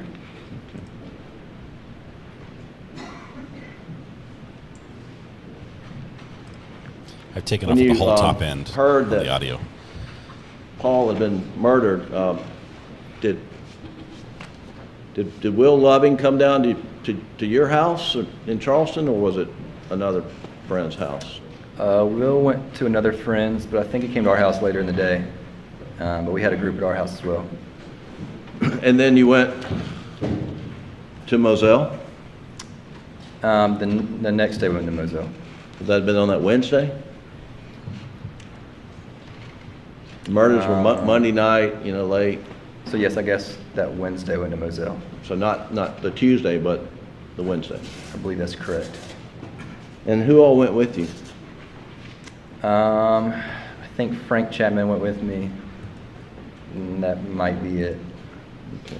And who was there when you got there? Were any other any other friends of Paul there when you got there? Rogan was there, and Nolan was there. And what was? There might have been a couple more, but I'm not sure. Okay. What was Alex Murdaugh's demeanor when you saw him? Just sad, crying. Did y'all hug? We did hug, yeah. I mean, did you kiss? What's he getting at? Crying? Yes. Sorry, that was uncalled for, but it just seemed like. And did you go back over to Moselle What's the after follow-up? the funeral? Did you leave it hanging? Yes, I did. And were there a bunch of Paul's friends there? There were, yes. And can you tell me, was Alec, is he still crying, hugging all the Paul's friends? He was still crying. I mean, there were so many people there that it was kind of a line to see him, but from the little bit I saw him, yes.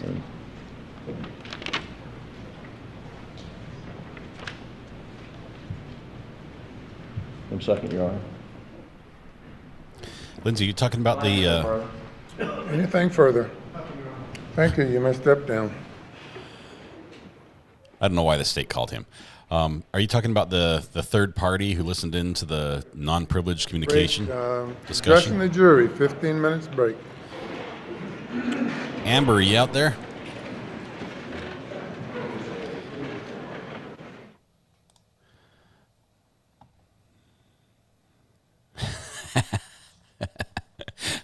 Vicky, you thought it was him. Did you kiss? Oh, man. That was a strange one. Ivan, yeah. Seriously. That was weird. Let's see if we can get Amber on the phone. Let's see if this will work, if she's available.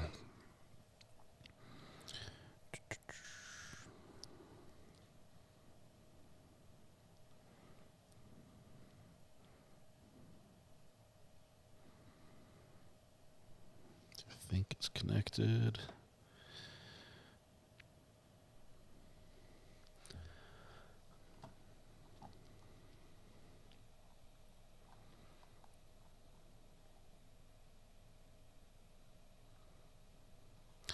Gene, I didn't see that video of Paul spitting at his girlfriend. I haven't heard of that one. Cough drops and lifesavers should be mandatory in the courtroom. I think let's just not call random witnesses who have no information. Let's do that. Yeah. State is doing all they can to help the defense. Like, we're trying to throw this case, but you guys keep not doing it.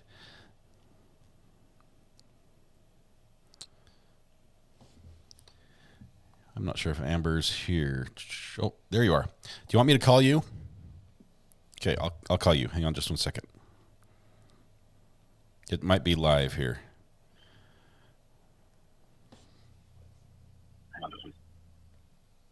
Hey. Hey, Amber. It might be live here. I'm going to need you to turn your volume down on your side. Is that all right? Yep. Okay. Sounds good. Tell us what were we supposed to hear this morning that they didn't go into? What's the smoking gun for you? with Mr. Mark Tinsley, right? Yes. Okay, so there's actually a partial transcript that has been brought into and offered into state list of evidence that they have not offered yet because he hasn't officially testified in front of jury yet. In this transcript, Mr. Tinsley is talking to the judge about trying to get information or trying to compel evidence for the Greg Parker's case, for the civil litigation that he's got open. Greg Parker is actually the owner of Parker's gas stations, I guess they are, but they're where they bought the alcohol, store, kind of. That's where the kids bought the alcohol the night of the boat accident. Okay. They've got a bunch of surveillance video, of course, showing all of the kids there. What Tinsley found out after his litigation started in 2022, actually, and I can give you a date if you give me just a second, because this transcript is actually from, scroll. You can imagine the amount of documents I've got on my phone. March 16th of 2022 is when this transcript happened. The judge actually ordered Mr. Parker to comply with production. So originally he said it was premature, and then he later ordered to comply? Correct. Okay. Vicky Ward is another name to kind of tie into Greg Parker's, because Vicky Ward is actually a journalist of sorts and is actually making one of these Murdaugh murder documentaries. And I believe she's responsible for the one that's coming out on Netflix. I could be wrong there, though. Okay. Vicky Ward has the smoking gun in her possession, and they're trying to go after her because it's confidential information. So what does Mr. Tinsley have that everybody wants to know and wants to get into this trial? Mr. Parker's actually hired two different people, a PR firm and I guess they're really both PI firms. One person's name is Sarah Capelli, I believe is how you pronounce it, and the other is Wes Donahue. Wes Donahue is going to be one of those that tries to erase a lot of the publicity that you see on the internet. Okay. He makes bad things Sarah disappear. Capelli actually, right, he makes bad things disappear. Sarah Capelli is the one that I want to hear. I want to hear her name come up so bad because she ran surveillance. Paul Murdaugh was under video surveillance for over a year. So before the boat accident, or was this after the correct, boat? To try and get some kind of dirt on Paul Murdaugh to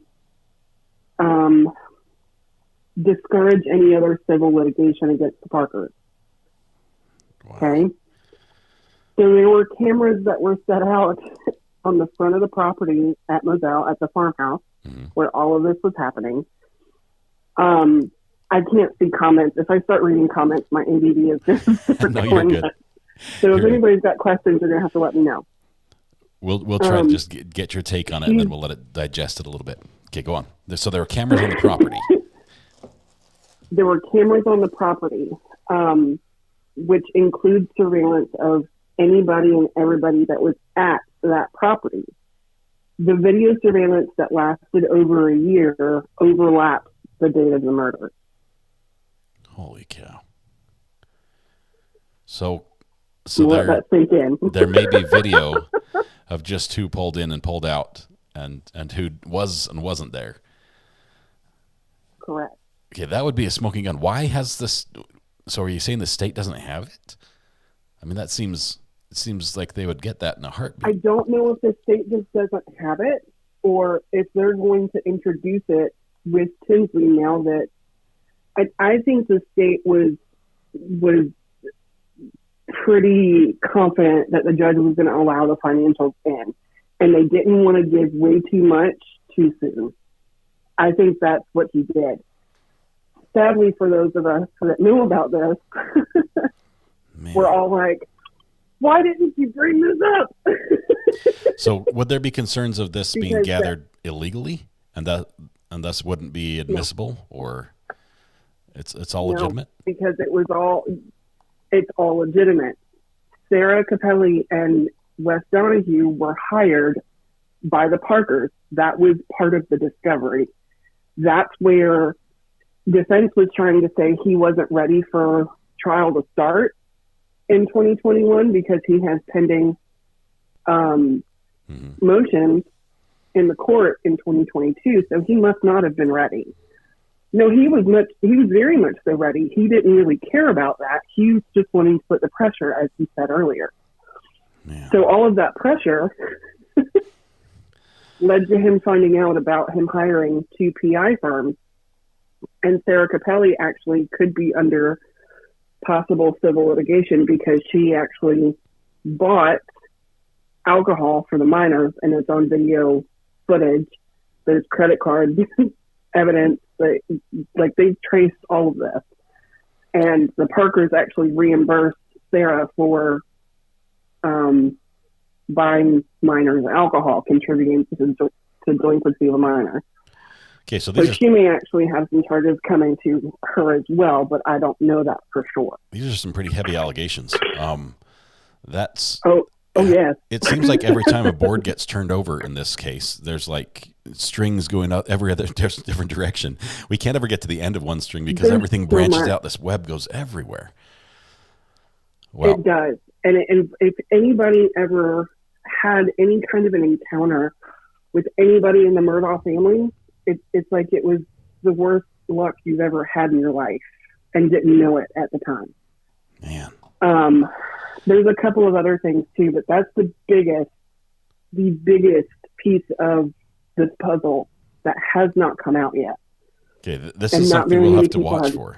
This is crazy. I mean, it blows my mind. I'm having a hard time accepting it as a reality. I mean, first of all, I know that you have dug up the most amazing documents, and you've never let me down before.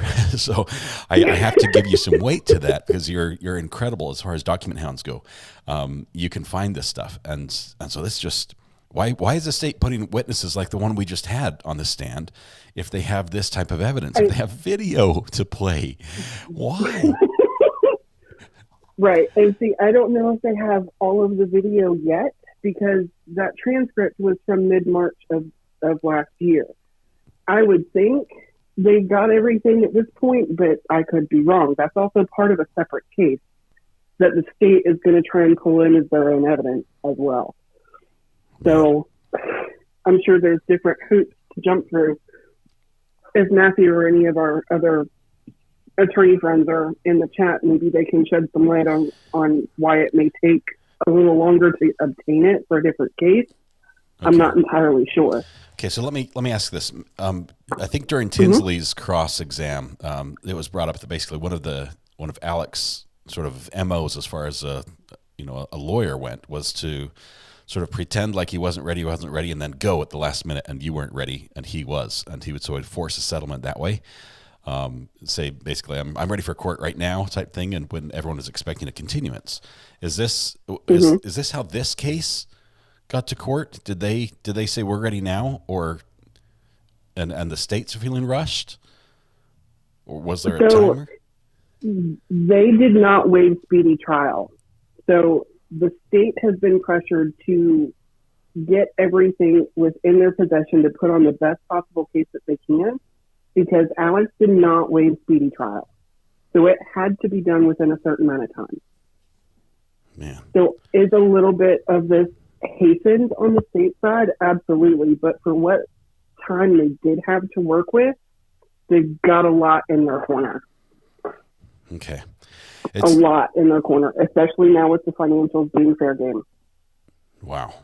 Okay, so this opens the door. I have to admit, it may take me 48 hours to let this sink in to the idea. This is This is bizarre. It's like at every turn, there are more twists and turns. There is no straight shot to the finish at any of these roads. Right. Oh, man. Now, the other piece to this is you mentioned earlier about Maggie's sister not realizing she had POA being the beneficiary to Maggie's estate, and then not realizing that it was taken away from her as well. That's the Moselle farm, the Moselle property, right? Right. She's actually got more in her name. Most of the properties were in Maggie's name. And her beneficiary was never listed as Alex until, I'll have to get you the year.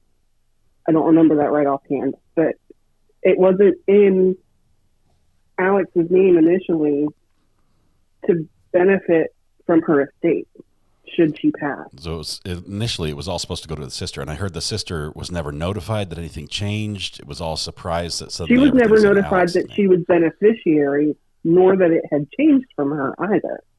She had no idea Maggie put her on as a beneficiary. Man. All right. Which makes it even more interesting. Okay. We might need a timeline for this one.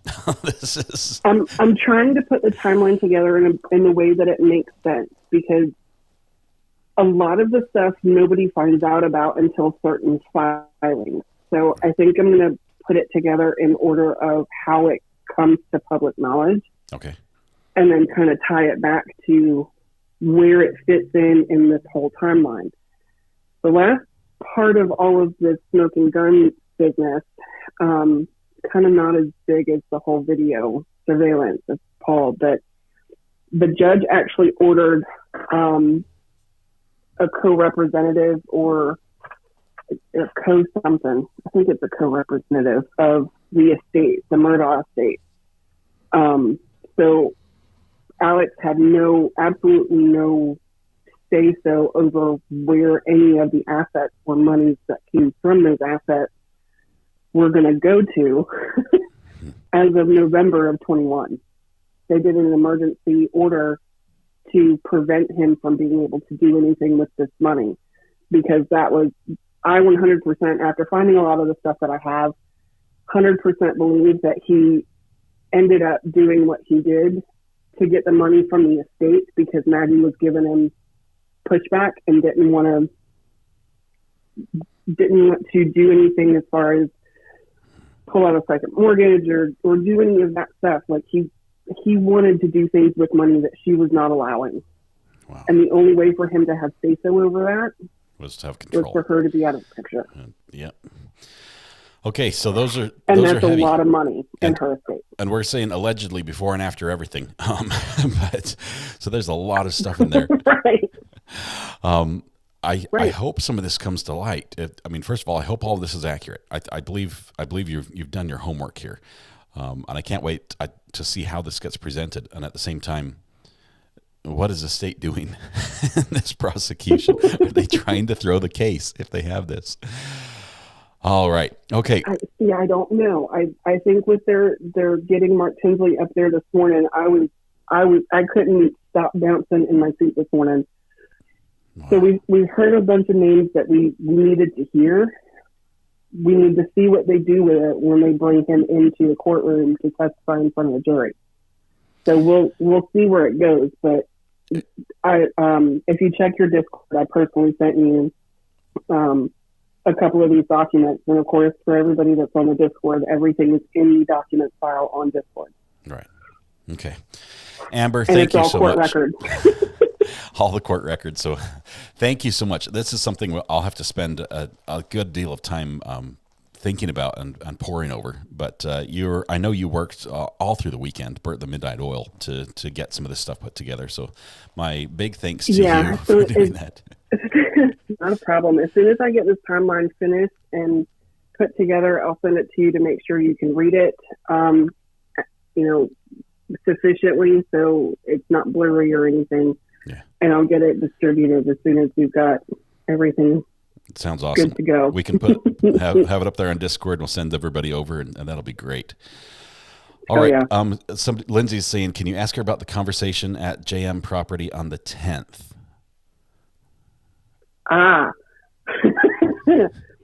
that, are we talking about the attorney-client privilege that has been deemed not attorney-client privilege? I think so. From my understanding, I think that Creighton doesn't know what was said yet. He knows there was a conversation, but he doesn't know the content, right? So there he may be knows something. there is a conversation, right? And to preserve Alex's attorney-client privilege, if there were to have been any, he didn't do any kind of digging into that conversation. That conversation happened. A lot of that had to do with the boat case. Yeah. So a lot of that had to circle around Greg Parker with the convenience store and the evidence and things that were coming out there, but we're also tying back to some of the other financial stuff that we should hear about more as they start opening up the financial window to this whole mess. Right. Because the 404B hearing that we heard, that was a preface. That was, they skimmed over the details. There was just enough to show the judge what they had. When they actually go through this, they're going to get to every dark, deep secret. The question's going to be a lot more, it's going to have a lot more punch to it than what we saw. And so maybe that's when we're getting all this other information. That's Amber, why I think they went easy on Tinsley. yeah, they went light on him. There's some they just brought in. Who was the last one? The name they just brought up on their last question, and then they just said no further questions. Who was that? One of the names you said to watch for. Eric Bland. Yeah, they just threw his name in there, so his name's there. They've got the little wedge in the doorway. We slid him in during the. He's another legal party in this mix of things from the boating accident. He has some litigation against him, and he has some civil litigation that he's going after somebody else. So I don't have those specific names right in front of me, and I don't remember right offhand with all of this other crap going on. But I'll put it all together and I'll get it into the timeline. It's gonna be crazy. This has to be a movie. This whole thing it's gonna is have to be absolutely insane. A 12 disc box set to tell this whole story once it all comes out. Oh my goodness. This is nuts. That is awesome. Amber, thank you so much from the bottom of my heart. You're amazing. Thank you for keeping me up to date on the burner phone, and thanks for going to all this work. You are a great asset over there on the Discord page, and thank you so much for sharing that with us. Thanks also for taking some time to talk. I think Judge is going to be coming back here in just a couple minutes. I'll let you go. Get some sleep, girl. you work too much. So anyway, thank you so much. Everyone's saying thank you in chat. Not a problem. All right. We'll talk again soon. All right. Thanks, Amber. All righty. I'll see y'all in chat. All right. Bye. All right. Thank you. Big thank you to Amber. Calypso's Vixen. I'm not going to pronounce that right either. Vixen is what I know her as, an Amber. Fantastic. All these documents she's talking about, they're available over on the Discord. So if you want to go over there and look at some of the stuff she's talking about, these court records that talk about the things she's bringing up, type !Discord in chat. It'll pull up to the link. If you need some help getting through Discord or getting logged in or figuring out how it works, you can ask around here in chat as well. They'll be happy to get you in. There you go. Miss Chris typed that there for everybody. And don't forget to roll up. You have to roll up to be able to see everything. Man, time for a poll. Mary Murphy wants a poll. What's the poll? Are we going to do the Scottish type poll where it's not proven or guilty or not proven? I forget what the three things are. There's a lawsuit. Guilty, not guilty, and not proven. There's some interesting allegations there. I mean, I'll say allegations because I haven't seen all this myself. I don't know what is happening, but Amber has been phenomenal at digging court documents up and finding great information before. I mean, she was telling me about all these names before they came up in court, and today with Tinsley and everything else. And yeah, let's see. We don't know what's on the video. The video might not have caught anything, honestly. There may be video that filmed a driveway that was not used type thing. So yeah, we don't know what happened or what was caught or what wasn't caught. It's too early for a poll. I agree. I want to hear more evidence. I definitely want to hear defense on this before we give this poll, because I know based on the evidence, the state is telling a story that fits the evidence. They're making up the story. They're saying this is what we think happened based on the pieces of evidence that we have. and it's all circumstantial. So they could have a few facts wrong, right? They're saying, but that's what we're doing. Then defense is going to get a shot. But obviously, they've said we have an alibi, and they're going to put together their story and say this is what happened. In spite of this, these facts you have, this is actually what happened, and they have to work with the facts that exist. Ivan says, I'm not going to beat this dead horse because my bias is obvious. I just can't imagine being on the hook for part-time workers' error. Personal responsibility has to matter. Okay, I'm done. Ivan, I hear you. I don't like the litigant society where we try to sue everybody who might have some money because somebody else made a mistake and suddenly everyone has to pay for it. I'm not a big fan of that. I'll tell you, I've never sued anyone in my life, and I could be really happy, going to my grave being able to say the same thing. For me, that's not what I'm about. So I don't know. I don't know how else to say it. I see some of these lawsuits that name everybody and their dog, the maker of the car because someone drove drunk in it, type thing. It's like some of these are reaching and too far. If there's some, I wouldn't say, there are some cases where the lawsuit like that would be appropriate, specifically if there was some intentional acts that were illegal that caused a problem. Then maybe we're talking about something different. Toxic show our document guru some huge love. Amber is fantastic. A lot of the documents you see over there, she's dug up. Lindsay puts a tinfoil hat on. What if the video surveillance catches Alex tossing Maggie's phone on the road? Oh, that would be great. That would be great. In a perfect cell phone toss. Here's what I saw. The other day, I was listening to some legal minds talking about this case over the weekend. And they're talking about, for them, the big issue was that the phone's last orientation change, basically meaning where it was thrown, was like 30 seconds before Alex's truck started up on the property or something and through. And I'm thinking this through, and I didn't get it. I don't see what the problem is. I have to look at those timelines together, the truck GPS timeline and the phone timeline, and I realize both of them are tied in basically to the satellites. The satellites that control all the clocks in the world, right? So their times should match. The GPS is obviously getting a satellite feed. That's where it's getting the time from in the vehicle. The phone is tied in as well, and I'm sure it's within just nanoseconds apart from each other as far as what the actual time is.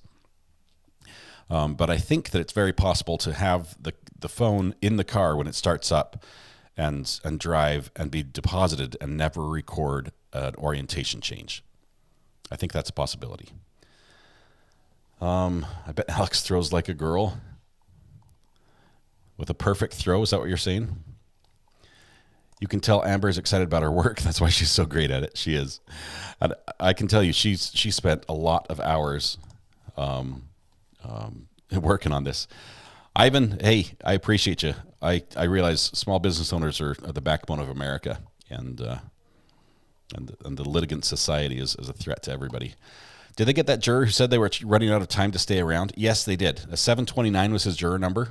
He said basically at the beginning of the trial, he's like, yeah, I'm good for 3 weeks, but any more than that, don't think so. Well, he just sent a note to the judge. He's like, hey, by the way, remember how I said I was good for 3 weeks? I'm going to hold you to that. And the judge is like, well, think about it a little bit because this is your duty. So we'll see. How did that person ever get a place on with a time constraint? I don't know. I think both sides still had strikes that they could have used, and the judge obviously could have removed him for cause if he wasn't able to serve. How can you say when someone is guilty of you've only seen the bad stuff against them? Would you like to be judged without having your side heard? Right, you want to hear both sides. I can say he looks guilty, but I'm keeping my mind open.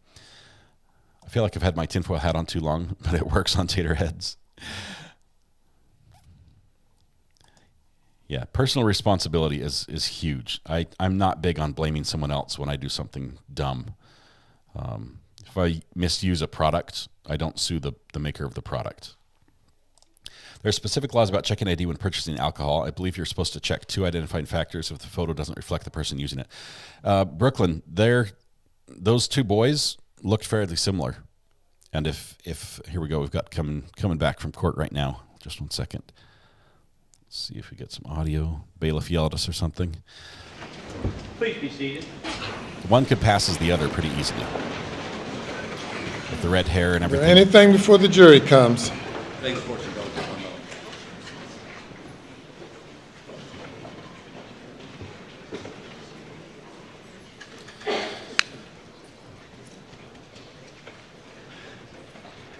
I need a tinfoil hat. I gave my tinfoil hat to my daughter.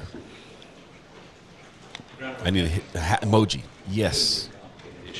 Send that to me on the burner phone so I can remember. Yes, sir.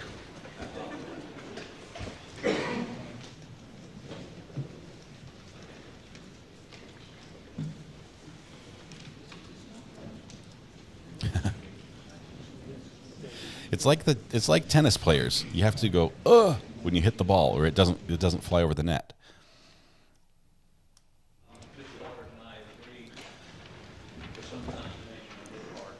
To discharge. And of course, obviously, Your Honor, it's a suggestion of you. Yes, sir. We're just suggesting you obviously have the authority. All right, Mr. Waters. Certainly, Your Honor, and I don't know if Your Honor has another instruction that you prefer. I probably would do the language just a little different in that particular one, but I think fundamentally the principles are accurate. I do think that the next to last sentence is superfluous because that's already said, but I think that's fine. And in the end, I don't think that there's too much that we have an issue with that. This is the 404B. Your Honor, one other matter before we bring warning the jury in. or limitation that will be read to the jury before they hear it. The state intends on introducing through, not this witness, if this witness is another witness, there's a GSR person, specific GSR person. That's correct. It would be the witness after this one. Okay. Evidence of GSR gunshot residue on that blue jacket. We would object to any such testimony under a 403 analysis. Prejudice outweighs the probative, and I'm struggling to figure out what the probative is. So I'm in this. That would be the gunshot residue. Factually driven. I think the state needs to give you some sense of what it proves. A jacket, I might point out, no one has put in the hands of the defendant. This is and a good the tarp that they found, they never tested for GSR, blood, DNA, and everyone says tarp. That's a jacket. I don't know how you connect it to the defendant. If the prejudice far outweighs any probative value in that it's not been connected to him, even circumstantially not connected to him. The only witness to it, Shelley, who I've talked to a couple times, indicated that was not what he had in his hands. She'd never seen it before, never seen it with him. So, Your Honor, we'd oppose it under a 403 analysis.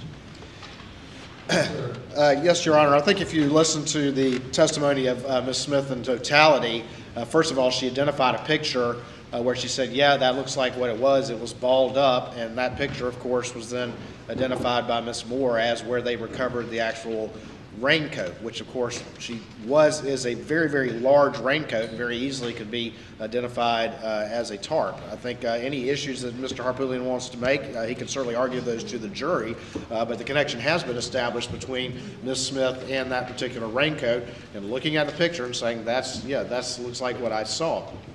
Additionally, with that other tarp, she also testified that there was no silver on that tarp. And if you look at the picture of that other tarp, it is half blue and half silver. So it's a very... Which other tarp? There was, I think, Miss... And I'll have to find the exhibits for me real quick, Your Honor. The one the defense brought to her in the interview was silver on the inside and blue on the outside. I've seen those tarps.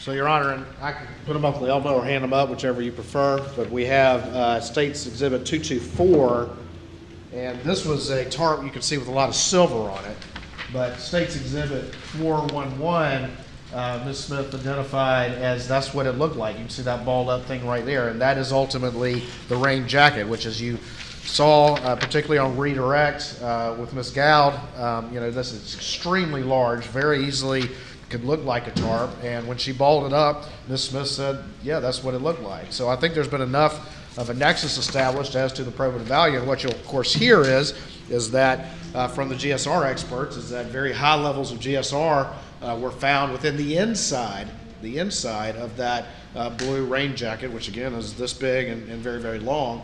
Again, Mr. Harpootlian can argue to the jury whatever inferences he wants to, but I think the state has established enough of a nexus to not only make it relevant, but to make its probative value not substantially outweighed by the danger of unfair prejudice. Yes, sir. I think he either misunderstood or is misquoting what Ms. Smith said. She said, when she was shown that photo, she said, it's the same color or like the same color. She never, ever, ever said, that's what I saw him with as he came through the door. He put, and by the way, she found the tarp. That couldn't be the tarp because the tarp was found downstairs across a chair, which is what she said he walked in with. So the tarp in the box obviously isn't it. And I mean, she said the tarp that he came in with was the one that was on the chair when he came down, not the coat. All she ever said was that blue coat, it balled up, appears to be the same color. No one has ever said that she saw him or anybody saw him with that jacket. And I would also point out that I hate to say this, but I would suspect there are a number of rain jackets in this area of the state that have GSR on them, in them, around them. So there's no one does he hate that to says say that? he had possession. All she ever said was, and by the way, it was all balled up. All she said was, it looks like the same color. She saw a picture of the rain jacket and said, that is not what he was carrying when he came in. All right. The item is in evidence. The witness testified as to the location of the item of evidence and where she believed that it was placed by the defendant. It's in evidence. Obviously, the state contends that it has some inculpatory evidence on it. This is a circumstantial case, and circumstantially, proof may be offered on the issue of whether or not this gunshot residue or whatever it might be can be traced to the defendant. And I overrule the objection. I find the evidence offered is more probative than prejudicial, though I do not believe a probative versus prejudicial analysis is required on this issue. But to the extent that it is, I find that it's more probative than prejudicial, and I deny the motion to prevent the state from offering testimony. Accept your ruling. Yes, sir. If you bring the jury. Fire trucks are coming because the defense is going up in smoke right now.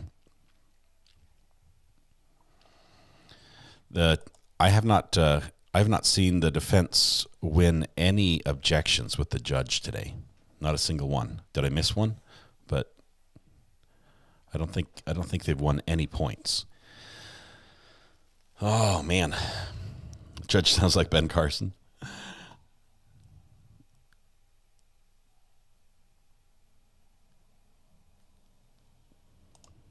I would not be surprised if some in law enforcement office are trying to subvert the investigation. Randolph's has a long arm, perhaps reaches from the grave.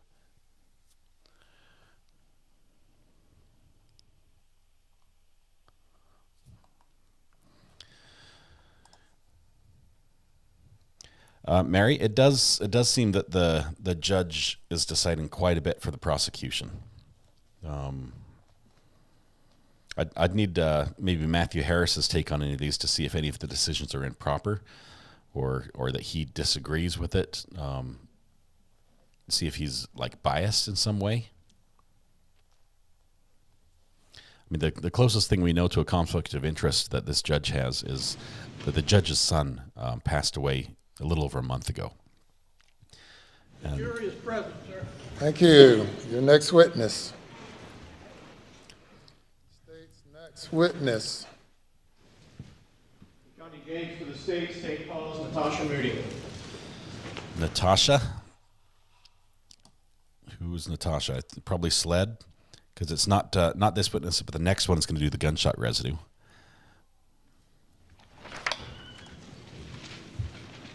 This judge is known to play fair. Raise your right hand, left hand on the Bible. Do you affirm the testimony about to give the court in this trial shall be the truth, so help you God? I do. Thank you. Take a seat in the witness stand. State your name again for the record. Spell your last name.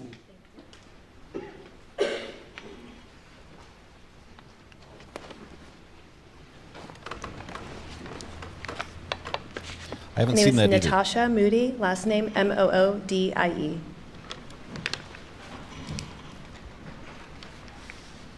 No button, no badge. I spelled it with a Y on my paper. I'm sorry. It's okay. Miss Moody, where are you from? Jacksonville, Florida. And for whom do you work? Bank of America, NA. What do you do for Bank of America NA? I am a consumer resolution associate. Consumer Resolution Associate. What does a Consumer Resolution Associate do? I manage a portfolio of litigated matters. I appear on behalf of the bank for trials, depositions, mediations, and I also review our business records on a daily basis. Your business records. Were you asked to review business records for Bank of America NA in relation to this case? I did. I am showing you 3 items labeled for identification as State's Exhibit 415, 416, and 417. Do you recognize these items? I do. And how do you recognize them? I reviewed them and I also initialed them. And generally speaking, what are these items? These are documents for this case, opening account documents, monthly statements for various accounts, and copies of checks for this account, for various accounts. So are they bank records? Yes.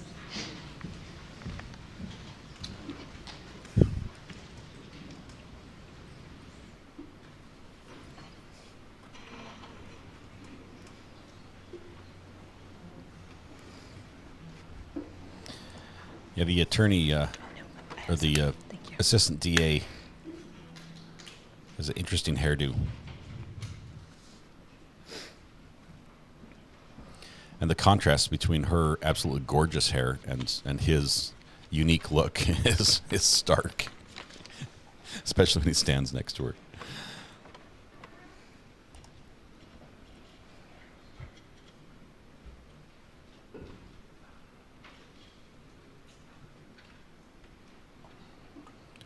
Harpootlian's just making sure they did everything right. All the numbers match up. I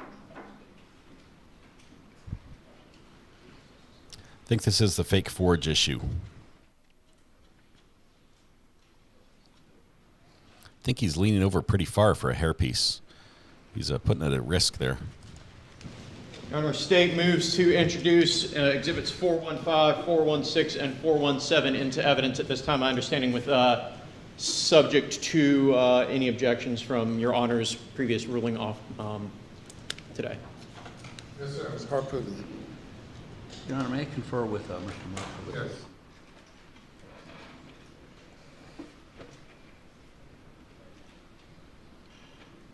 Prior to the admission of these records, I would ask you to give whatever cautionary charge you're going to do. All right. Be happy to. Here's the warning they asked him to read. I'm not sure if they went with the one the defense applied or the state or a combination of either.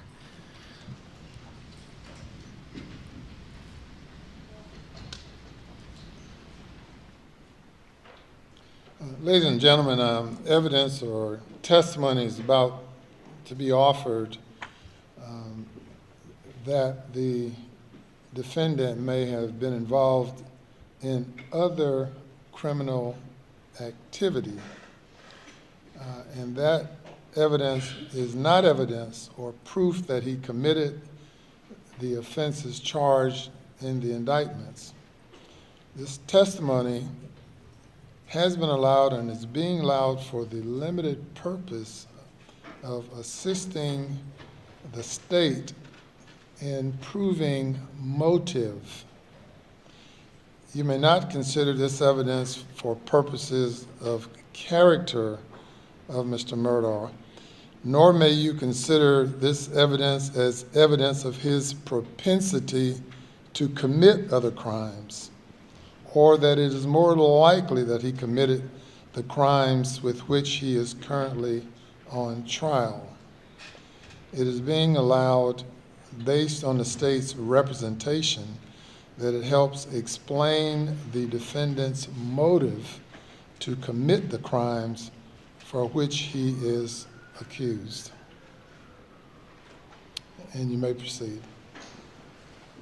Very briefly, Ms. Moody, we had 3 discs that are now in evidence. What information is on that first disc? You indicated that it was bank records. Do you have any additional information to describe those bank records? I do, but I don't have the disc in front of me. Oh.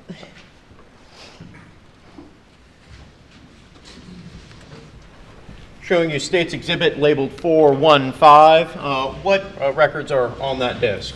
There are checking account ending, it involves checking accounts, and I can give you the last 4 digits of those. If you would, please. Checking account ending in the last 4 digits is 6779. It has account opening documents for that one. The next one is account ending in 7991, and those are account opening documents for that account. And then checking account ending in 7625, and that's account opening documents for that account, and then also monthly statements and supporting documents for all 3 accounts. Thank you. Now showing you State's Exhibit 416. What's on this disc?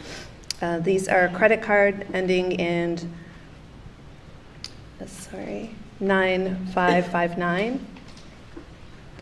And those are monthly statements in that, and account opening application documents. And State's Exhibit 417, what's on that disc? Also another credit card ending in 8591, and these are application accompanying documents and monthly statements for this account.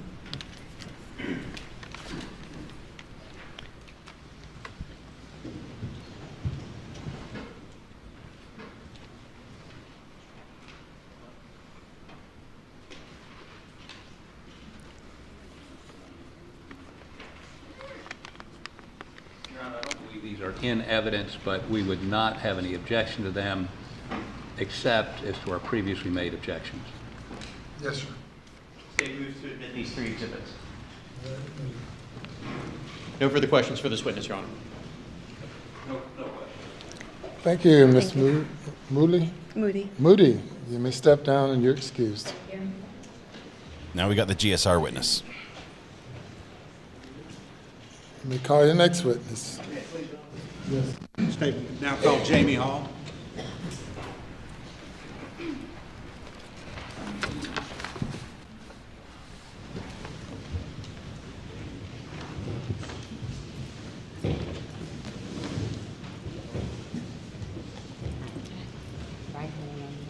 Raise your right hand, left hand on the Bible. Yes. Do you affirm the testimony about to give the court shall be the truth, so help you God? I do. State your name again for the record. Spell your last name, please.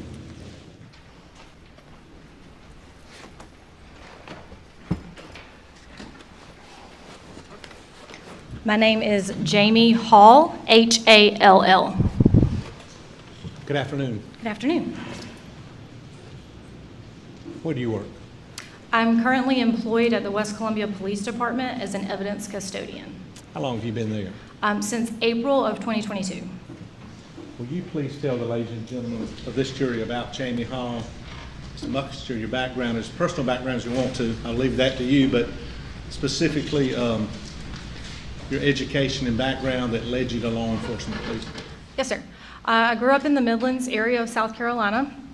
Upon graduating high school, I attended Clemson University and obtained my Bachelor's of Science degree in Wildlife and Fisheries Biology. After that, I spent a couple years traveling and working some various jobs. I moved back to the area in 2013 and began looking to start a career, and ended up at SLED in 2015 as an administrative assistant in the trace evidence department in the forensic services laboratory. I was an administrative assistant until 2017 when I became an evidence technician, a forensic technician too, in the trace evidence lab. When did you graduate Clemson? In 2010. Okay.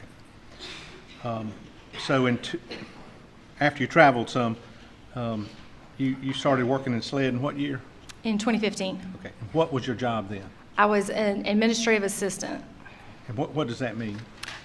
For the trace evidence department, that involved answering phone calls, filing documents, pretty much normal administrative duties. Did you further your education or your experiences while you were at SLED in that field? No, sir.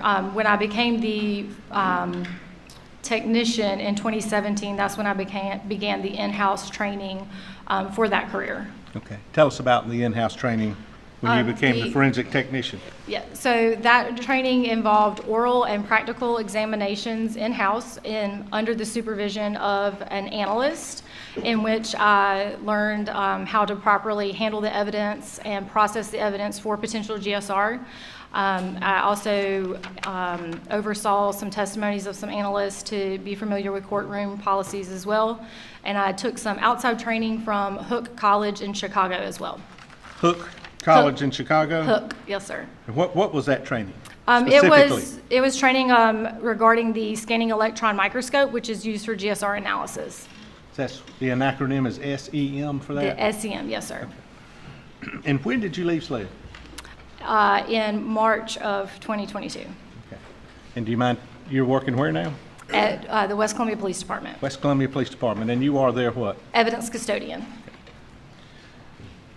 Now, back in June of 2021, you were a forensic technician for SLED. Yes, sir. Special agent, forensic technician? No, sir. I was not considered an agent or considered law enforcement. I was just the forensic technician too. Okay.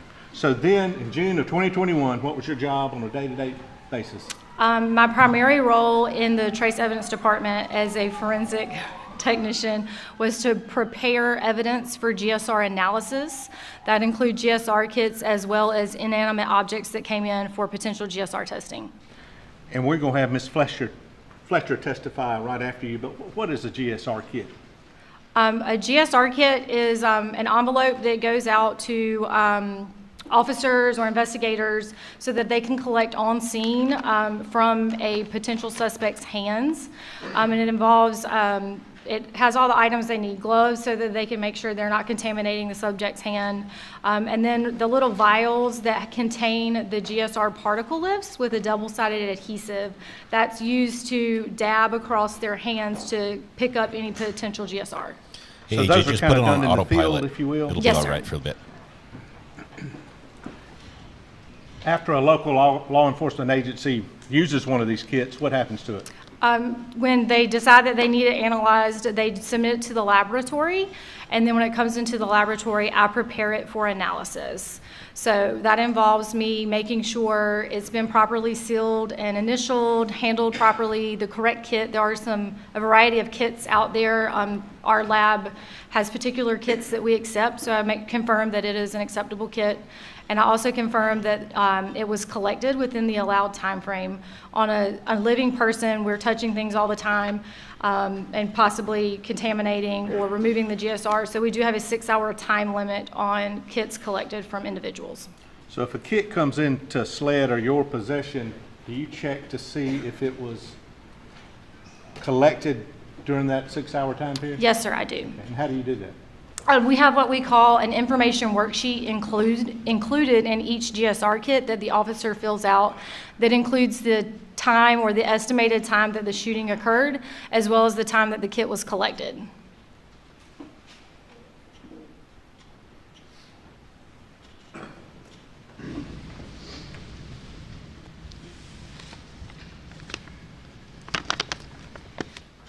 I'm going to show you what is marked States 13. Can you tell if you were involved with States 13? And if you can, how can you tell? Yes, sir. This has the unique SLED lab number and item number, and it also has my initials on the day that I processed it. 6821 JEH. Yes, sir. What's the E stand for? Elizabeth. Now, court, would you open this, please? Oh, sorry.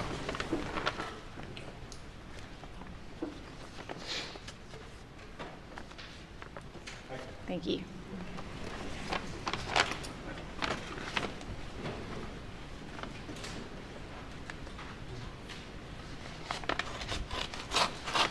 I think, well, we listened to this ASMR. I think I got the foil hat emoji working. So you guys might want to check for that. Did you examine States 13? Yes, sir. Again, it also has my date and initials from the day that I processed it. Your initials again, JEH? Yes, sir. 6821? Yes, sir. And when you're processing this, tell us again, what are you looking to see, whether it's what's done or not, or just tell us what you Okay. So for a GSR kit, I start by using what we call an inventory worksheet. There it is. And on that worksheet, what I'm doing is confirming the manufacturer of the kit as well as the lot number for the kit. They have lot numbers for quality control purposes to make sure they're not contaminated before they're used for collection. I'm confirming who the kit was collected from, that 6-hour time frame. See you, Nancy. Thanks for being here. And during that time, I also label the individual particle lifts inside with the unique lab number, item number, date and initials for control purposes. And I believe a sheet has been entered where Murdaugh collected this GSR kit from the defendant. Are you aware of that? Are you referring to the gunshot residue analysis information sheet? That's exactly what I'm referring to. Yes, sir. That's what I would have used to confirm the 6-hour time frame. Okay. And it's in evidence already. I'm not sure exactly what number, but do you have that copy? Yes, sir, I do. Okay. And this has already, if you'll trust me, this has already been entered into evidence. Did you use this in examining, determining whether this was collected properly? Yes, sir, I did. It also has my date and initials on it. Katrina, send your cat So pic to using the phone. form, show these ladies and gentlemen what you do. did. How you came up and... There's a section here at the bottom. So we have the subject's name from whom it was collected. And who is that? This one says Richard Alexander Murdaugh. Okay. As well as the time and date the shooting occurred, 6/7/21, 10 p.m. And that's information that's gathered at the scene from somebody, right? Yes, sir. Okay. This particular kit says that it was filled out by collecting officer Brian Vandor. Sorry if I messed that up. That's good enough. Okay. And then at the bottom, the collecting officer has also signed and dated that it was collected at 6/7/21 at 11:15 p.m. And would that 11:15 fit in the time period where you're saying, okay, well, I can pass this on to be analyzed? Yes, sir. It's an hour and 15 minutes. And so, not taking away from what's your job at all, but one of your jobs is to make sure that's done correctly? Yes, sir. And then do you inspect the vials, if you will, to make Yes, sure? sir. I make sure that there's nothing out of the ordinary with them. Occasionally, you would have a little crack in the vial, but I've never had anything damaged. So in your opinion, these were collected properly and you passed them on for analysis? To the best of my knowledge, yes, sir.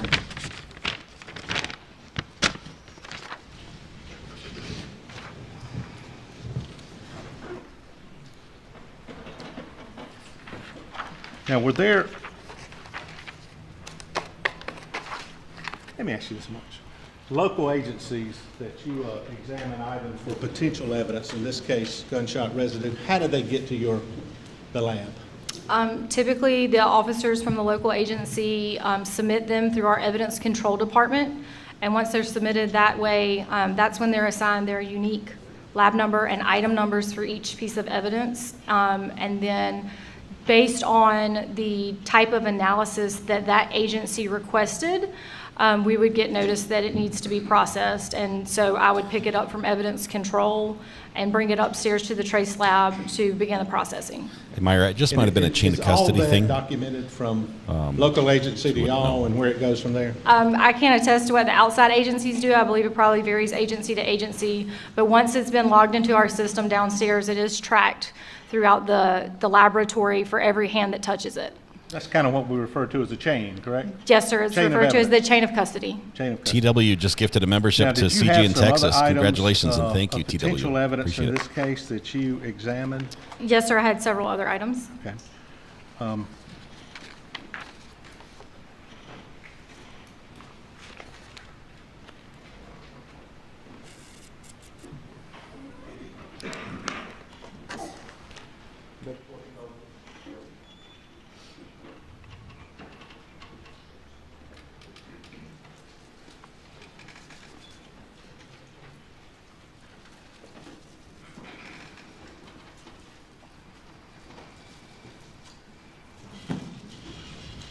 I'm going to show you what's marked States 418.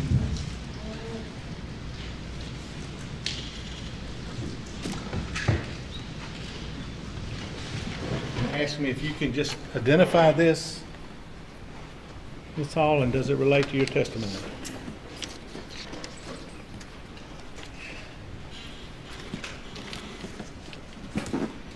Well, I can no longer see my initials, but I did process items that were in container D, and this is marked with container D for this case number. Yes, sir. And would you open it up then to see if you Yes. can further find your mark with the court's permission?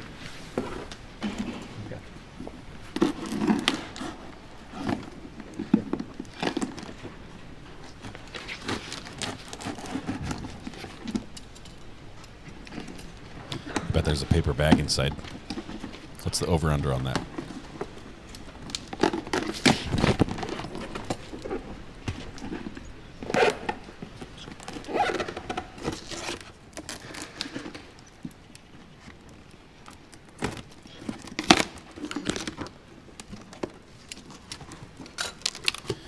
Okay, I'm also done photoshopping this tinfoil hat onto, you'll take the pickle bet?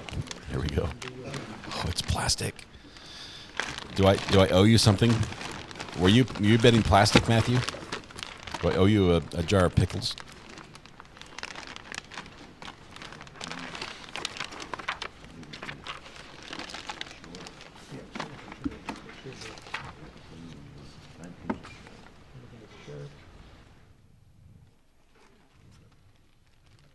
Mark 21, excuse me, your lab number 21 contained in States 418 at this point for identification. Do you recognize that? Yes, I recognize it as the lab item number 20.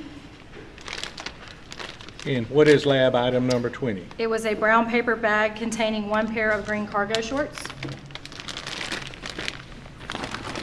And also contained in 418, lab number 21. Can you tell me if you recognize that?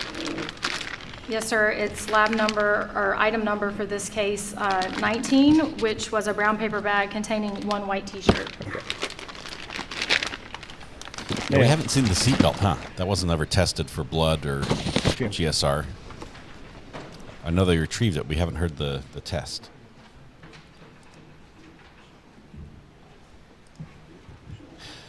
Holly, the whole courtroom is so crowded with desks and monitors and everything. I'm surprised they're even able to walk across. 418 without objection. Without objection. They're admitted. I'm going to show you what time purpose.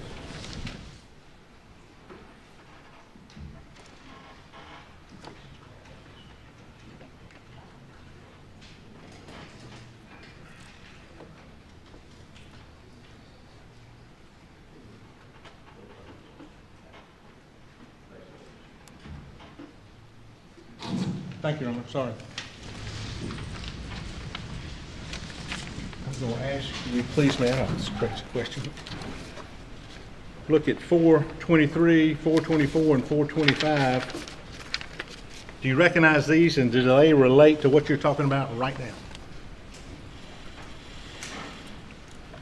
Yes, sir. These are key GSR collection worksheets from clothing that I generate during my process of collecting from inanimate objects.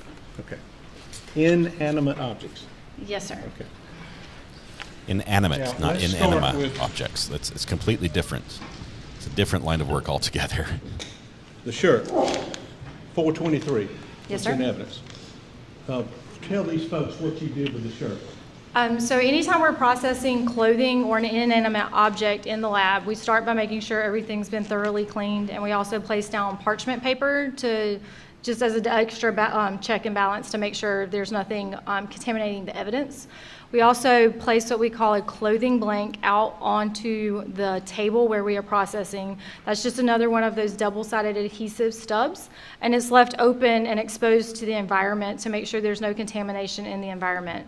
That's how I start all of my clothing. Then I confirm that everything is adequately sealed and documented, and I open my items and lay them out on the parchment paper. I photograph items, and then I do label those items for identification later if needed. And then I will sample the clothing item closest, in the areas that would be closest to the discharge of the firearm. So in this case, we're talking about a t-shirt. So I will sample the right chest and sleeve area together and the left chest and left sleeve together. So if you want to draw a line down your midline for right and left, and then we typically go down to just below the chest area. And is that what you do with every shirt? Yes, sir. If it's a long sleeve garment, I would typically use a separate particle lift for the chest area and the arms, just because the adhesive doesn't last quite as long. And if you said this, I apologize, I'm tired. Why are you doing those areas? It's closest to the discharge of a firearm. Potential discharge, so that's where you test. Yes, sir. Well, looking at the shirt, look 418, the shirt that's contained in here. Which one's the shirt? 19. 19? Yes, sir.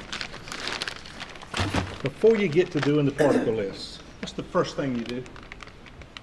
I confirm what the item is and that it's properly sealed and initialed. Do you open it? After I clean, I open it. Yes, sir. And do you make observations of items when you first open it? Yes, sir. Anything that seems out of the ordinary for any item is documented on the worksheet in the comments section. And you have a comment section. That's where you put your thoughts, right? Yes, sir. Anything that may, again, be out of the ordinary or affect the analysis later.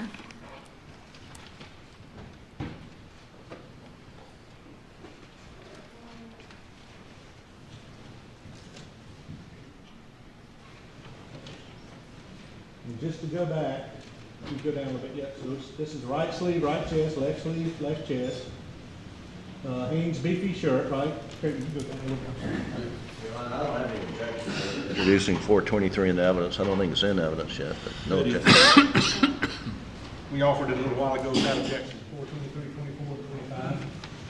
I have no objection to those three exhibits going in. I thought I'd said that. If I didn't, I apologize.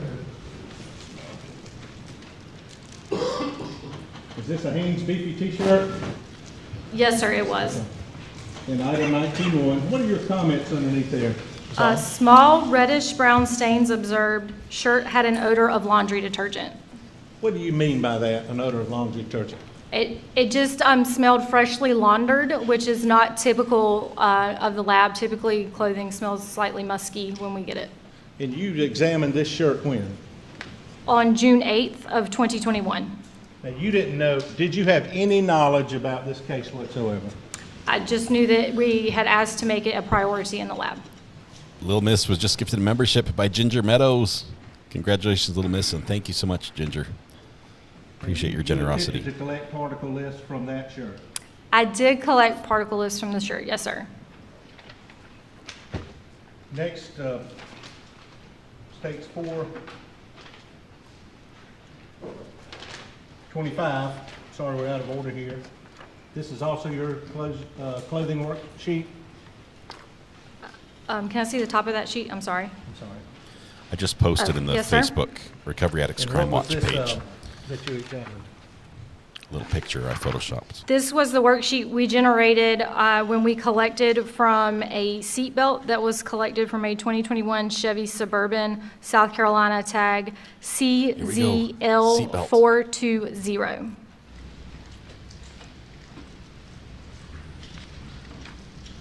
And I think we have it marked for ID only.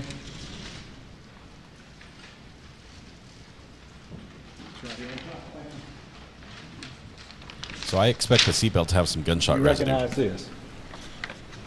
I would be very surprised if there's blood. Strike that, I'm sorry. The seatbelt states 100.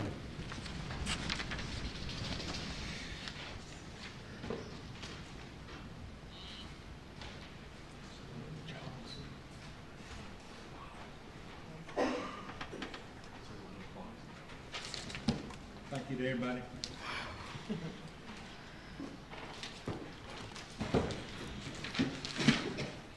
States 100. Can you look at this and see if you haven't examined that before? Does it relate to your testimony?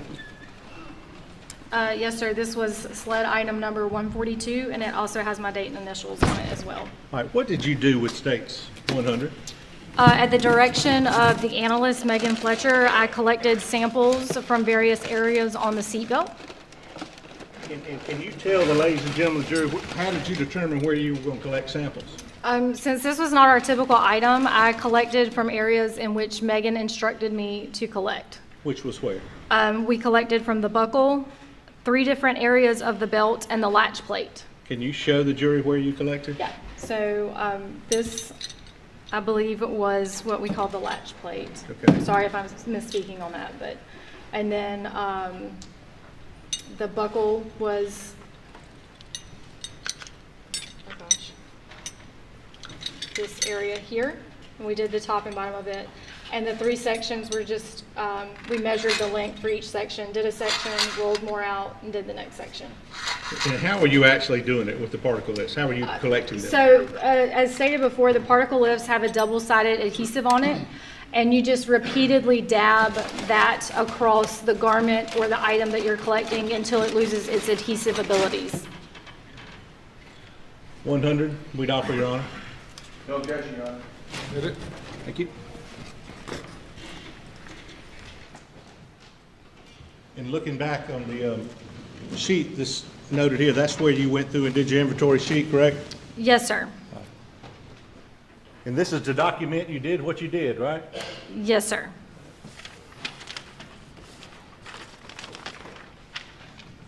Now, did you also have an occasion to examine the pants in this case? It's already, I believe, in evidence.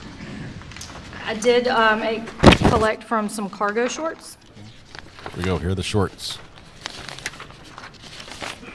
And those were also included on what I just took down off the Elmo, but can you tell the folks where you collected or tried to collect lifts off the cargo shorts and why you collected in those areas? Yes, sir. For any type of pants or shorts, we always collect from the right groin and the left groin area. Again, that's the area that's closest to the discharge of a firearm.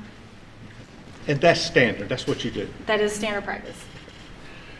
Hang on. Am I shooting? I'm not sure if I want to ask this question. Now, what did she just say?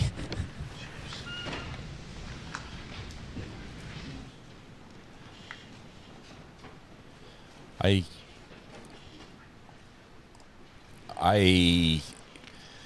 don't know what to say to that.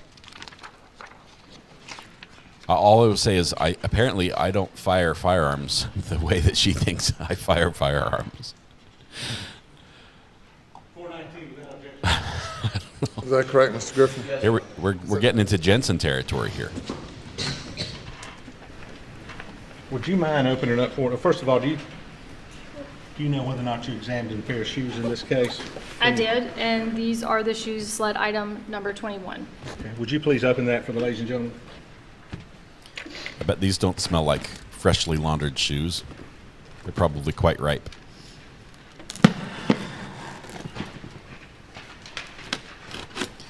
That is not how you use a pair of scissors. She's going to cut herself. She's crying. Oh, no. Ah.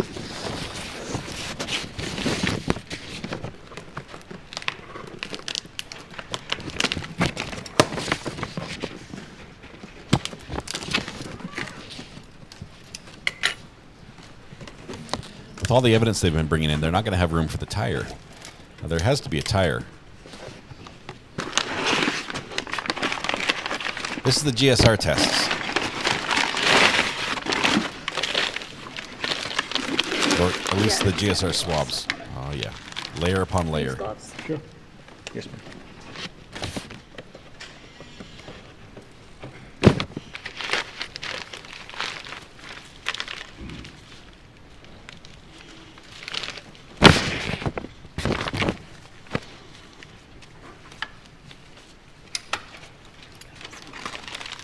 Before you cutting that, do you see JEH on here? Yes, sir, I do. On 6/8/21, I signed my initials.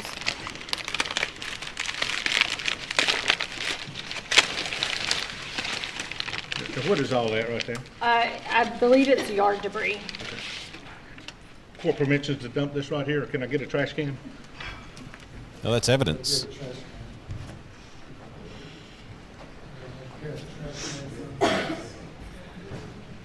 Everyone wants to see what it is. The clerk's like, I don't want it. Why are you putting it on my desk? No, he has a garbage can he held up.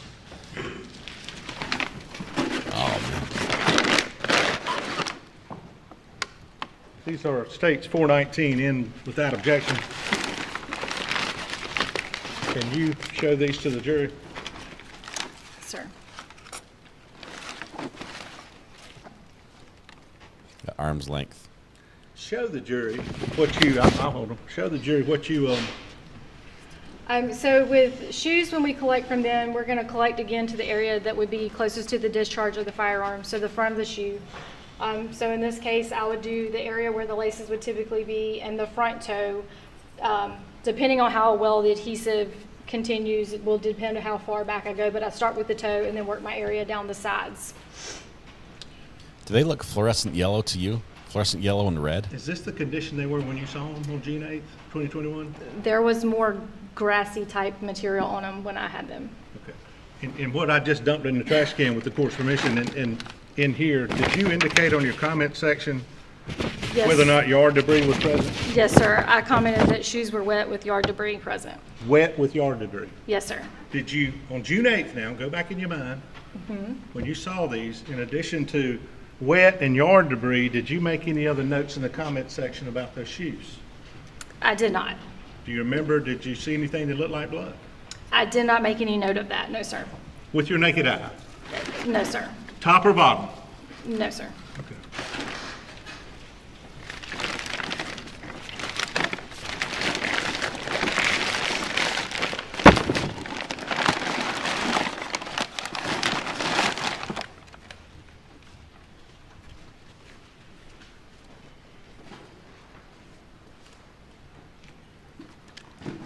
Those are Ronald McDonald shoes for sure.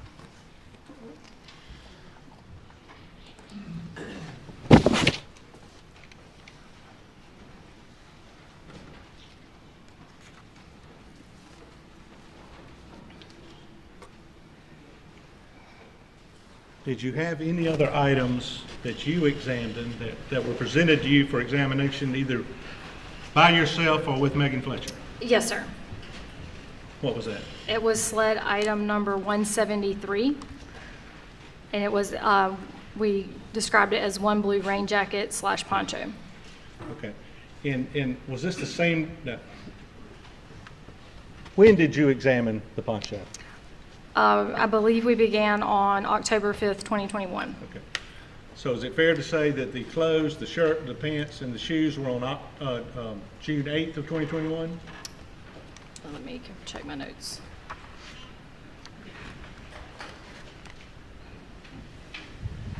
Yes, sir, that's correct. June 8th of 2021. And I didn't ask you this, and I apologize. When did you examine the belt, the seat belt?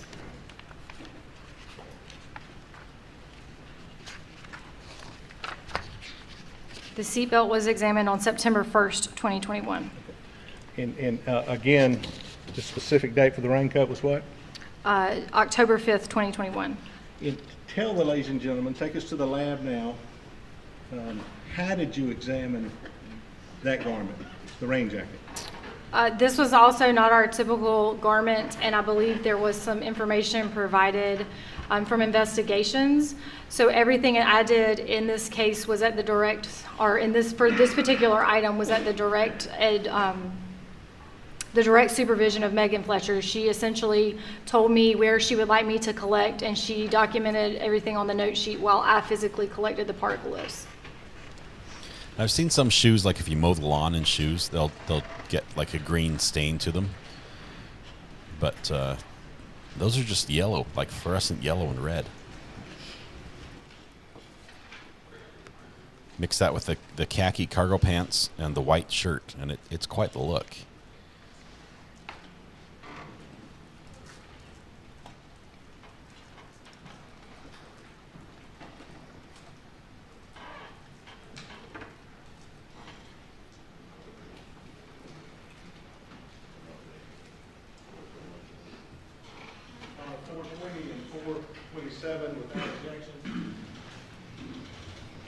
Is that correct? That's correct, Your Honor.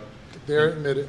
And Your Honor, 421 are the particle lists from the rain jacket, and I believe there's no objection except the further the objection they made previously. No additional objection, 421. See you, Samantha. Have a great day. We'll see you tomorrow. So let me go back in time real quick. Are these the particle lifts you took from the seatbelt? 427? Yes, sir. My initials are also on each individual stub. And that's sort of like the officer has in the scene. You're now doing it in the lab, taking particle lifts, correct? Correct.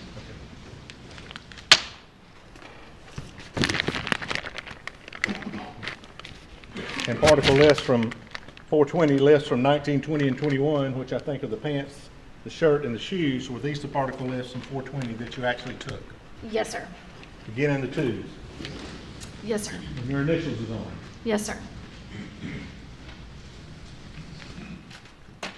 Now, 421, you said it was a little different, unusual. How did you take the particle lifts on this rain jacket?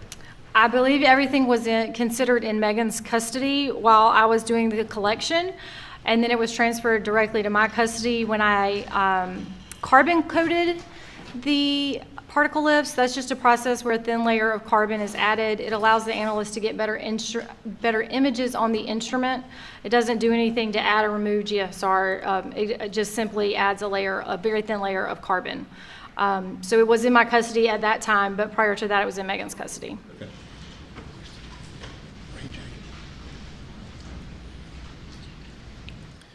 I don't think we've heard any of the results of the test. We've just heard what has been tested. I think we'll get them all in one batch with the results of the test.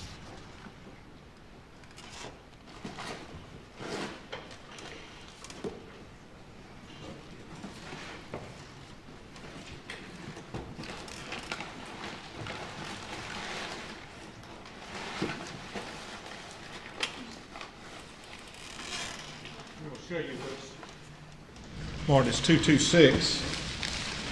Is this the rain jacket that you were describing? If I can check the bottom cuff. Everybody else has been handling that with gloves, and he just grabbed it.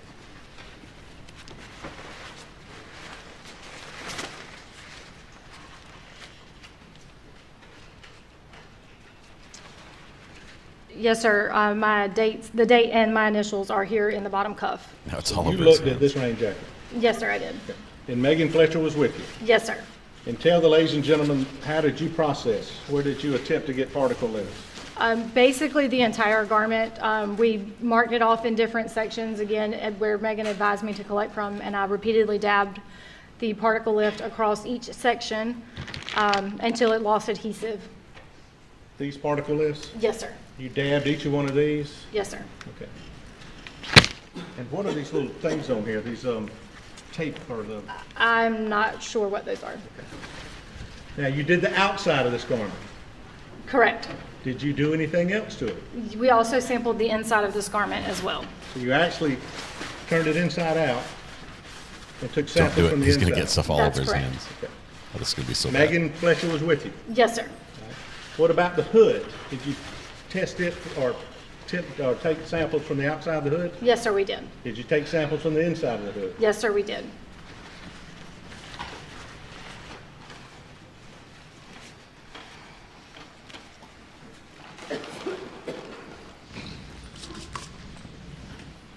Just dusts his hands off. He's good.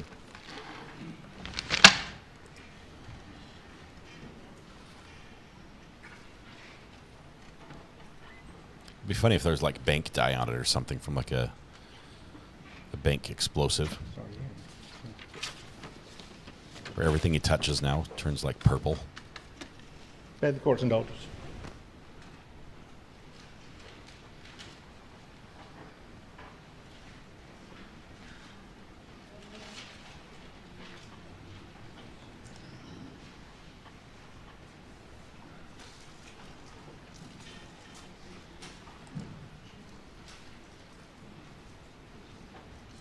I don't think they will at this point.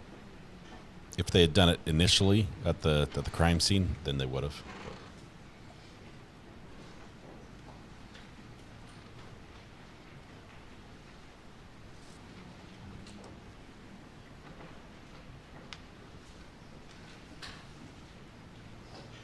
I'm not wearing gloves here now, but when you're examining all of these items, do you wear gloves? Yes, sir. Does Megan Fletcher, did she wear gloves? Yes, sir. Why? To make sure we're not contaminating it, as well as to protect ourselves from anything that may be on the garment. From the poison you just touched. To not contaminate it, you don't want to put anything of you on that garment. Correct. It's standard practice for us to wear a lab coat, gloves, and if it's going to be processed for DNA later, we also wear a mask. And is that in a controlled environment when you attempt to get these particles? Yes, sir.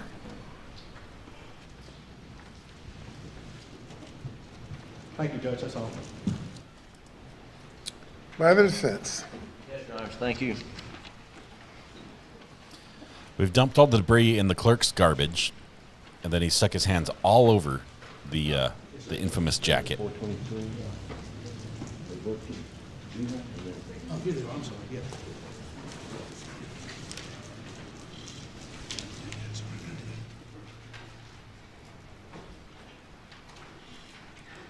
James from the court is there. Good afternoon.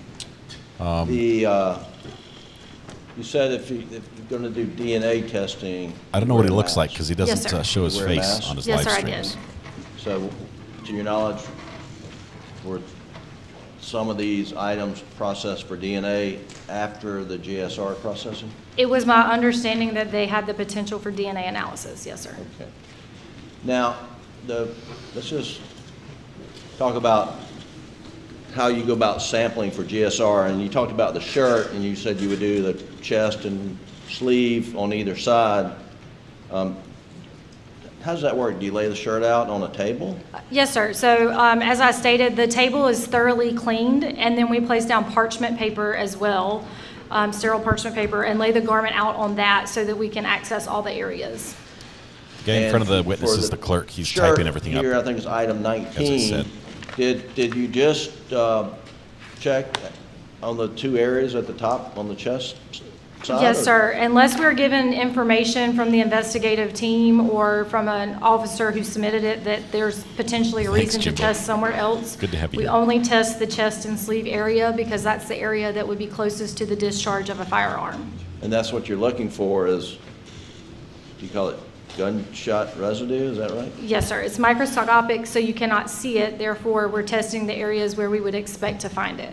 And you would expect to find gunshot residue on the shoulders of a person who had recently shot a gun, I would take it. Yes, sir. That's what you're looking for. That's what we're trying to find out, yes. Right. And then you did some GSR testing of a seatbelt assembly and buckle and whatnot, correct? Correct. Okay. And you did GSR testing of this rain jacket here, right? Correct. And shirt, shorts, shoes, and Officer Varnado, I think's his name, you received a sample from him, and you just checked to be sure it was off. I didn't Murdoch's physically hands? receive it from him, but he was the collecting officer listed on the sheet, yes, sir. Okay. And so he would have taken the sample, or whoever did it would have taken it from Mr. Murdaugh, and that would be item number 18, I believe. Slide item 18, yes, sir. And those are the samples taken from Mr. Murdaugh's hands, I take it? Yes, sir. Okay. Now, you can get gunshot residue on you by just simply picking up a firearm, can you not? Those questions would be better asked of the analyst. I can only testify to factually what I did. Okay. And the analyst here is Ms. Fletcher? Yes, sir. Okay.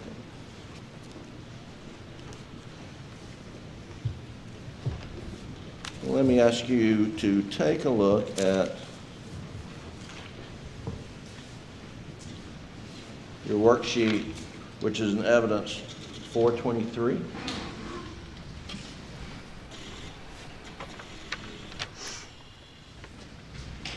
And do you have that up there? Yes, sir. You know, I think I'd rather put it on the Elmo so we can. Do you have it in? I have my copy, yes, sir. Okay, great. So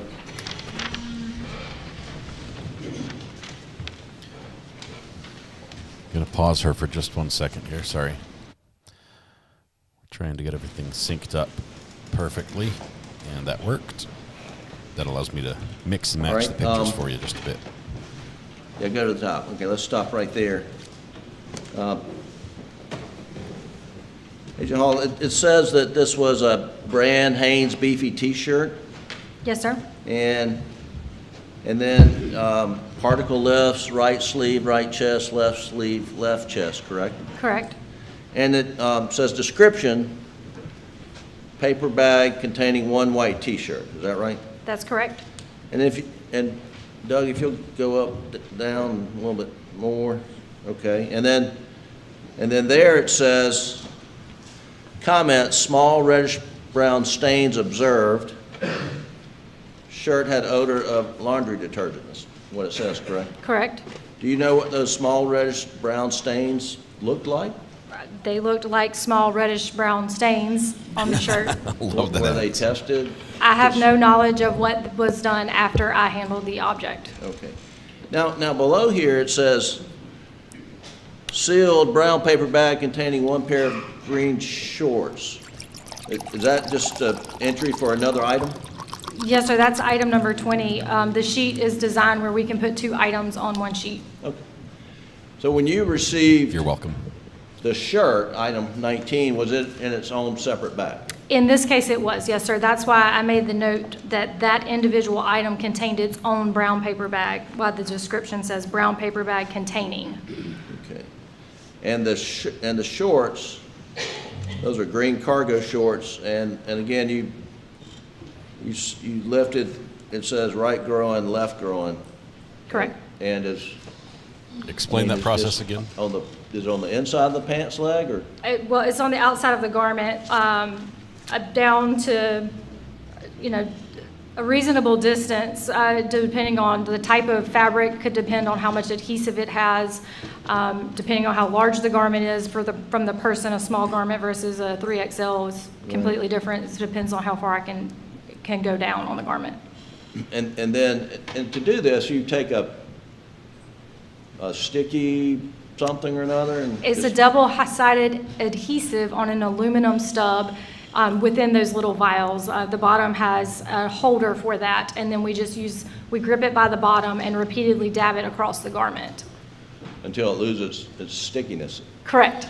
And see you, Tag. We'll catch up with you in the morning. Do you do one vial per area or multiple vials? It's one vial per area listed. If for some reason I needed to use an extra vial or an additional vial, that would have had its own listing on the worksheet. Okay. Richard, happy birthday to you. Happy birthday on a globe. Good to have you here. Hope you have a great day. And thanks for waiting until the end of the day to tell us your birthday. We would be singing to you all day long if we knew. No, sir, I do not. Strategic on your part. You would then finish your work and send it up the chain? Yes, sir. All the items are either given directly to the analyst or they're securely stored in the trace evidence lab until the analyst takes possession of them. Okay. Yeah, that was a bad one. This oh my goodness. blue rain jacket, you said you put carbon on it or something? Yes, sir. It's a standard practice for anything collected from an inanimate object. We typically get a lot of debris, sand, dirt, or fibers, typically from clothing, and that can cause it to be a little bit more difficult on the instrument for them to get pictures of the particles. So the carbon just allows them to get a better picture of the a better picture of the particles when they do their analysis, but it does not do anything to add or remove GSR. So you put the carbon down before you use your sticky thing? No, sir, that process happens after the collection. Okay. So it goes into a small device, and there's little rods of carbon that are rubbed against each other inside of the instrument to put the layer of carbon onto it. I see. But you're not putting carbon on the garment? No, sir. Got it. Okay. Why are we wasting time in court teaching him how this process is done?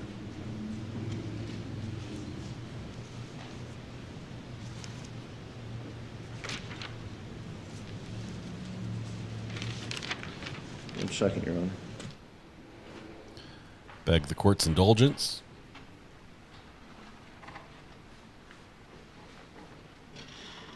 And nothing further.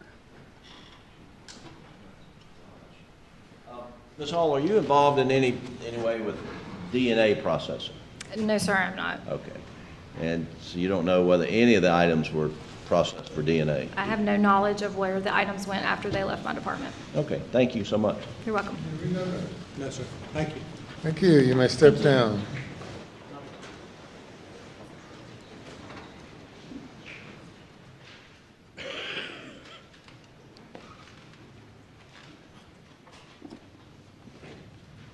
I can't get Mr. Murdaugh right where I Unless you want have him. a 2-minute witness, this will be it for today. We don't, Your Honor, unfortunately. No 2-minute witness. Ladies and gentlemen, that'll do it for this day. We'll resume at 9:30 tomorrow morning. Please do not discuss the case. All right, let's go ahead and let them let the jury leave for just a minute. So all those tests, we wanted the results. So it looks like we're going to get those first thing in the morning tomorrow, which will be good. I can't wait to see the information about the seatbelt specifically. Let's see what Tag sent me.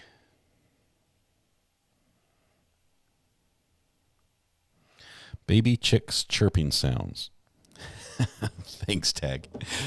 Why don't, let's see if they've got anything to do here. Mr. Harpootlian, concerning the item that you were objecting to the testing, I think it was that the blue, what exhibit number is that?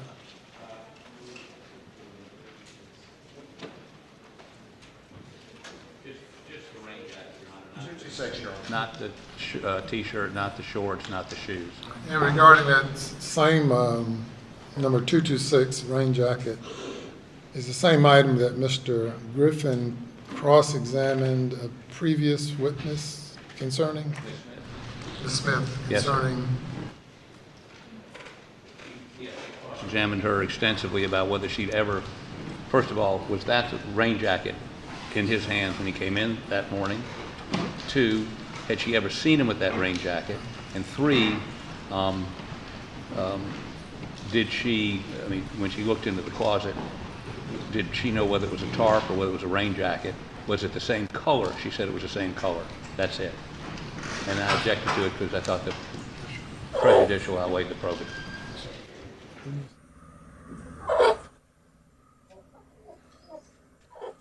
Trying to get some chicken sounds in here, and it sounds like I've got hen sounds instead. Hang on.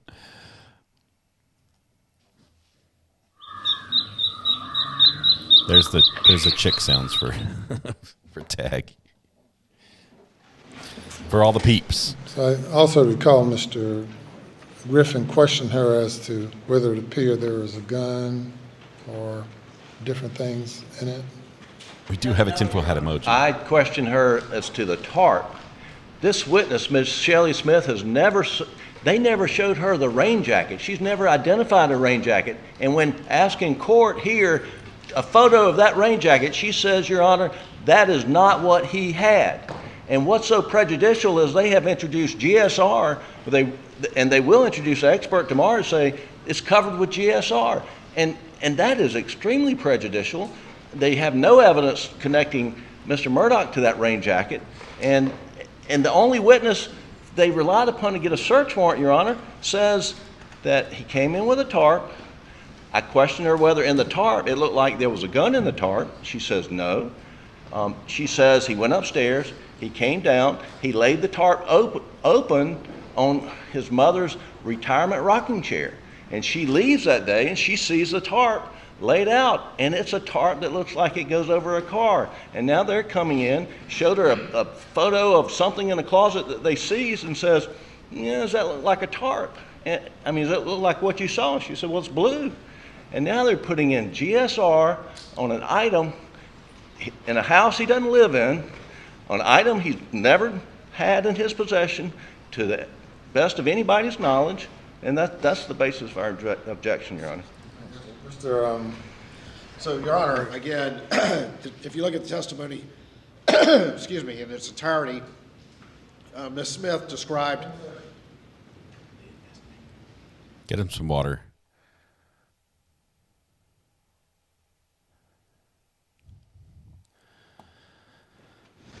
She testified, of course, that Alex Murdaugh had showed up early in the morning, which was highly unusual. He was carrying what appeared to be a blue tarp balled up. And then she was shown the picture in the closet where it's balled up and said, that looks like the item. Now, when it was pulled out and shown by them, Really said that's not what she said. That's not what necessarily I saw, but she did recognize the balled up item and the balled up item in the closet, which the investigator said that's how they recovered it. She did identify that picture, and then if you put the two chains of evidence together, that's what the investigator recovered that she identified. Now, certainly they can argue to the jury whether or not that's the right tarp or not, but she did say that that is consistent with what I saw, all balled up, which was the only way she saw it. Again, this is also evidence that was admitted and has been extensively examined before the jury on. So certainly they can argue all these points to the jury, but there's enough of a chain that's been established by the testimony for it to be submitted to the jury. Your Honor, might I make a suggestion? Yes, sir. We're getting daily transcripts. Perhaps overnight you could, before they, I mean, the prejudicial piece is the witness they're going to put up tomorrow. The GSR. I would suggest. Perhaps you could look at that daily transcript of her testimony alone. And I don't believe, I submit, she said what he said, maybe what he wished she said, but I don't believe she said what he said. No, Your Honor, I think Mr. Waters is arguing this. I don't believe Mr. Metters has a dog in this. Y'all just did. Well, good for the goose, good for the gander, but 520, I just thought maybe this is a simple solution. He's going to say this is what she said.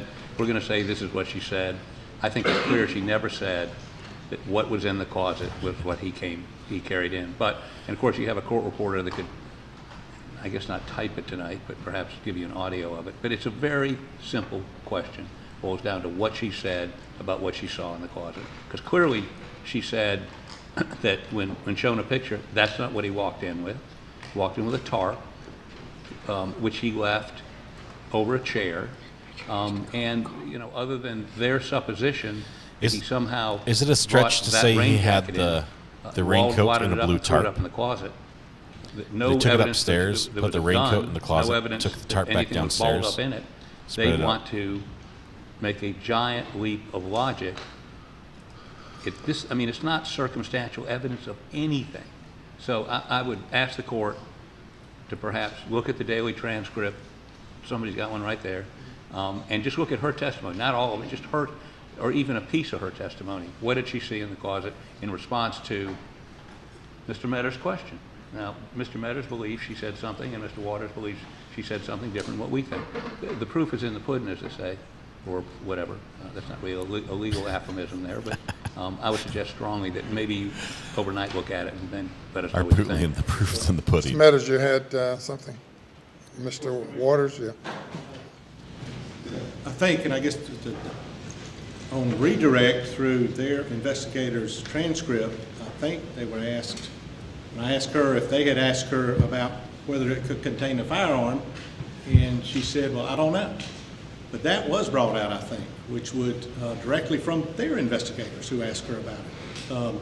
So that, I think, made it relevant. They certainly thought it was relevant when they were interviewing her. So that's why we do think it's relevant, and we hope Your Honor will let us keep going tomorrow with the GSR to see if there's anything potentially in the rain jacket that has GSR in it. All right. Okay, we'll adjourn for this day. Judge is going to think it over. It looks like we're going to have a decision on the GSR, at least as far as the rain jacket is concerned. First thing in the morning tomorrow. It's been a great day. It did start out, somebody mentioned earlier, with Aiden Fucci, instead of beginning jury selection, switching his plea to guilty, which was a surprise. Honestly, I think it's what he should have done a long time ago. The evidence was pretty stacked against him. Buster's leaving. Let's see here. Looking to see if his dad's going to glance at him. His girlfriend's with him. She was there all day with him as well. Buster's been chugging the water, as we all have. Let's see if his dad gives him any instruction here.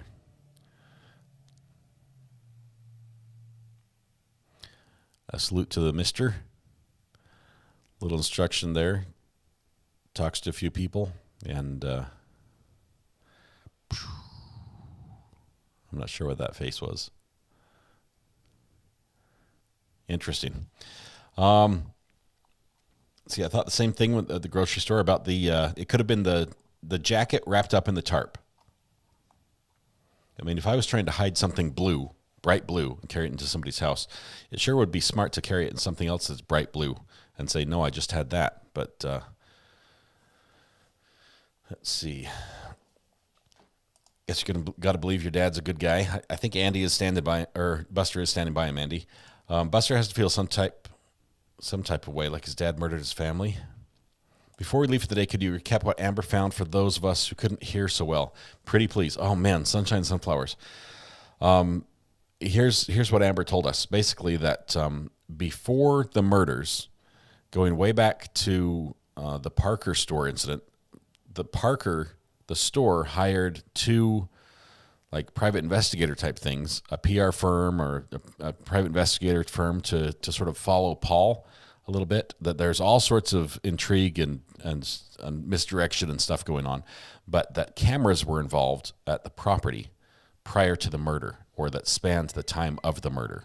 So their investigation of the property may have involved some camera work, and that this reporter, who was now possibly facing some charges to her, the fact that she, if I understood this right, may have purchased alcohol for Paul or something like that. There's so much. I've got to reread this myself just to understand it. That she might have this smoking gun, supposedly, that may even have some video evidence. So we'll see. We had something similar to Fucci happen here locally today. Hollis Daniels killed a police officer when he was in custody. Missed gun during search. Oh, man. Oh. And changed plea this morning. Yeah, a hurried search. Missing a gun. Man, I mean, unless it was like a Derringer or something, how do you miss a gun in the search? Who is the blonde next to Buster's girlfriend? I don't know. I think she's with the family or related somehow. Green tags today. Yep, they were. They change color every day.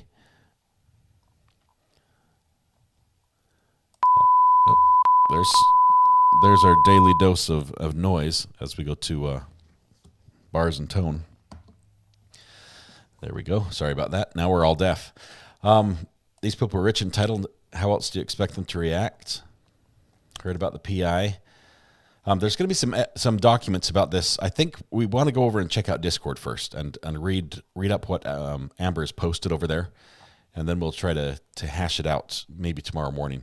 The prosecutor made it more clear that Miss Shelley then this wouldn't be an issue right now, but because the picture and her identifying it gives some hope to the prosecution.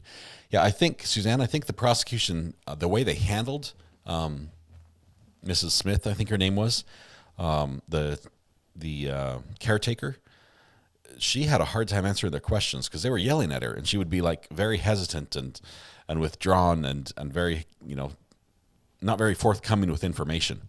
And because of that, they didn't get out of her that clear bit of information they need, that what she saw could have been that that jacket.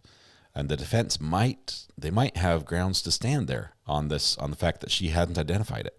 I don't think that that if the judge reviews the transcript overnight, he's going to find her saying that that's what it was. I think she said something about the lines that there could have been, but was there mention from the caretaker earlier that Alex came by the house and rode around on an ATV? That was in there as well, Lindsay, that the ATV moved from the smokehouse to up near the house, even though it had a flat tire. That was in there. There were several different vehicles that he drove the property, one to get there, and then his dad's when he was there, and then switched to a black one when he left or something. So lots of things. Sorry, Matthew. I know class action lawsuit incoming my way. Sorry about that. Appreciate the great live stream of the trial. Thank you, Ann. Thanks for being here. We've had a good group here today, so we're going to do it again tomorrow morning at 9 a.m. So set your alarm clocks, or better yet, click subscribe and ring the bell. That'll work as well. See you, Kelly, in the morning. Good. Just going to answer a few questions here, then we'll get out. Jenny says, good night to you as well. Thanks for being here. Jimbo, Ivan Victor, you're right. Just saying you don't know how Buster is really feeling. To me, it looks like he isn't taking this too serious, which is a major problem, probably mental. I don't know, Jimbo. I see Buster as he's basically been the only one since he was arrested, or since Alex was arrested, that's really been the face of the public on this. So he has had a lot of media scrutiny, and I think right now he's pretty much just cool with it. He's used to it. And so his behavior initially was probably more of a surprise than it is now. Later, TW, good to have you. Appreciate it. Michelle's testimony is very important for the prosecution. She came back and made things very clear on redirect. Okay, I think we are good. We've got all the questions answered. It's been a long day. You guys are absolutely amazing. Thank you to all the mods who've been here, who keep everyone in check. I think everyone pretty much behaved on their own, though. Which is great. It's going to be fantastic tomorrow. More 404B, I'm sure, will come in. We've got the gunshot residue. We're going to find out about the seatbelt, the shorts, the shirt, and possibly the blue raincoat. So that'll be fun. All right, guys, that is it for now. So it's time to wrap up. Wind down. Stand up. Stretch a little bit. So you'll be here at 9 a.m. sharp. Yeah, remember, we will be giving away the internet to the first person in chat. I'm going to open the chat room probably within an hour before we go live. So don't panic if it's not there at 7 a.m. It'll be there. I'll be here tomorrow. We'll see you in the morning. I actually have to prepare. I've got the same youth group that I was chaperoning at the dance wants me to teach them about YouTube. And so here's me, the old guy, going to teach a bunch of youngsters about YouTube. I'm not sure how that's going to go over, but I'll give it a try, teach them what I know. It's going to be fun. That's going to be Wednesday night. So hopefully court gets out a little early Wednesday, because I've got that in the evening. Otherwise, I'll have to bail just like an hour or so early. More frozen peas. These ones are still cold. They're wrapped in a towel, 6-foot bus, and my leg is nice and chilled. I feel great. Michelle, have a great evening to you as well. Carol Martin, thank you. Going to have a good night. Mods? What mods, says Rowdy. If you need more legal content until we return tomorrow, please check out Matthew Harris's channel. He's got good videos that drop all the time. He's a fantastic lawyer. He's a good friend of the program. He's our resident legal expert. We have many, but he was first, and there's no one quite like him. Thank you very much, Matthew, for your feedback and everything you supply here. I'll do great. Thank you. I appreciate it. Have a great night. So anyone knows I'll be on anyone's channel but RA's during the trial. I'll never be on anyone's. I appreciate you, Ivan. Ivan, you're absolutely amazing. I appreciate the talks we have offline as well. Please, when you go home, hug the people you love, smile at someone, make their day just a little bit better, and please stay safe till we go live again tomorrow at 9 a.m. We'll see you guys.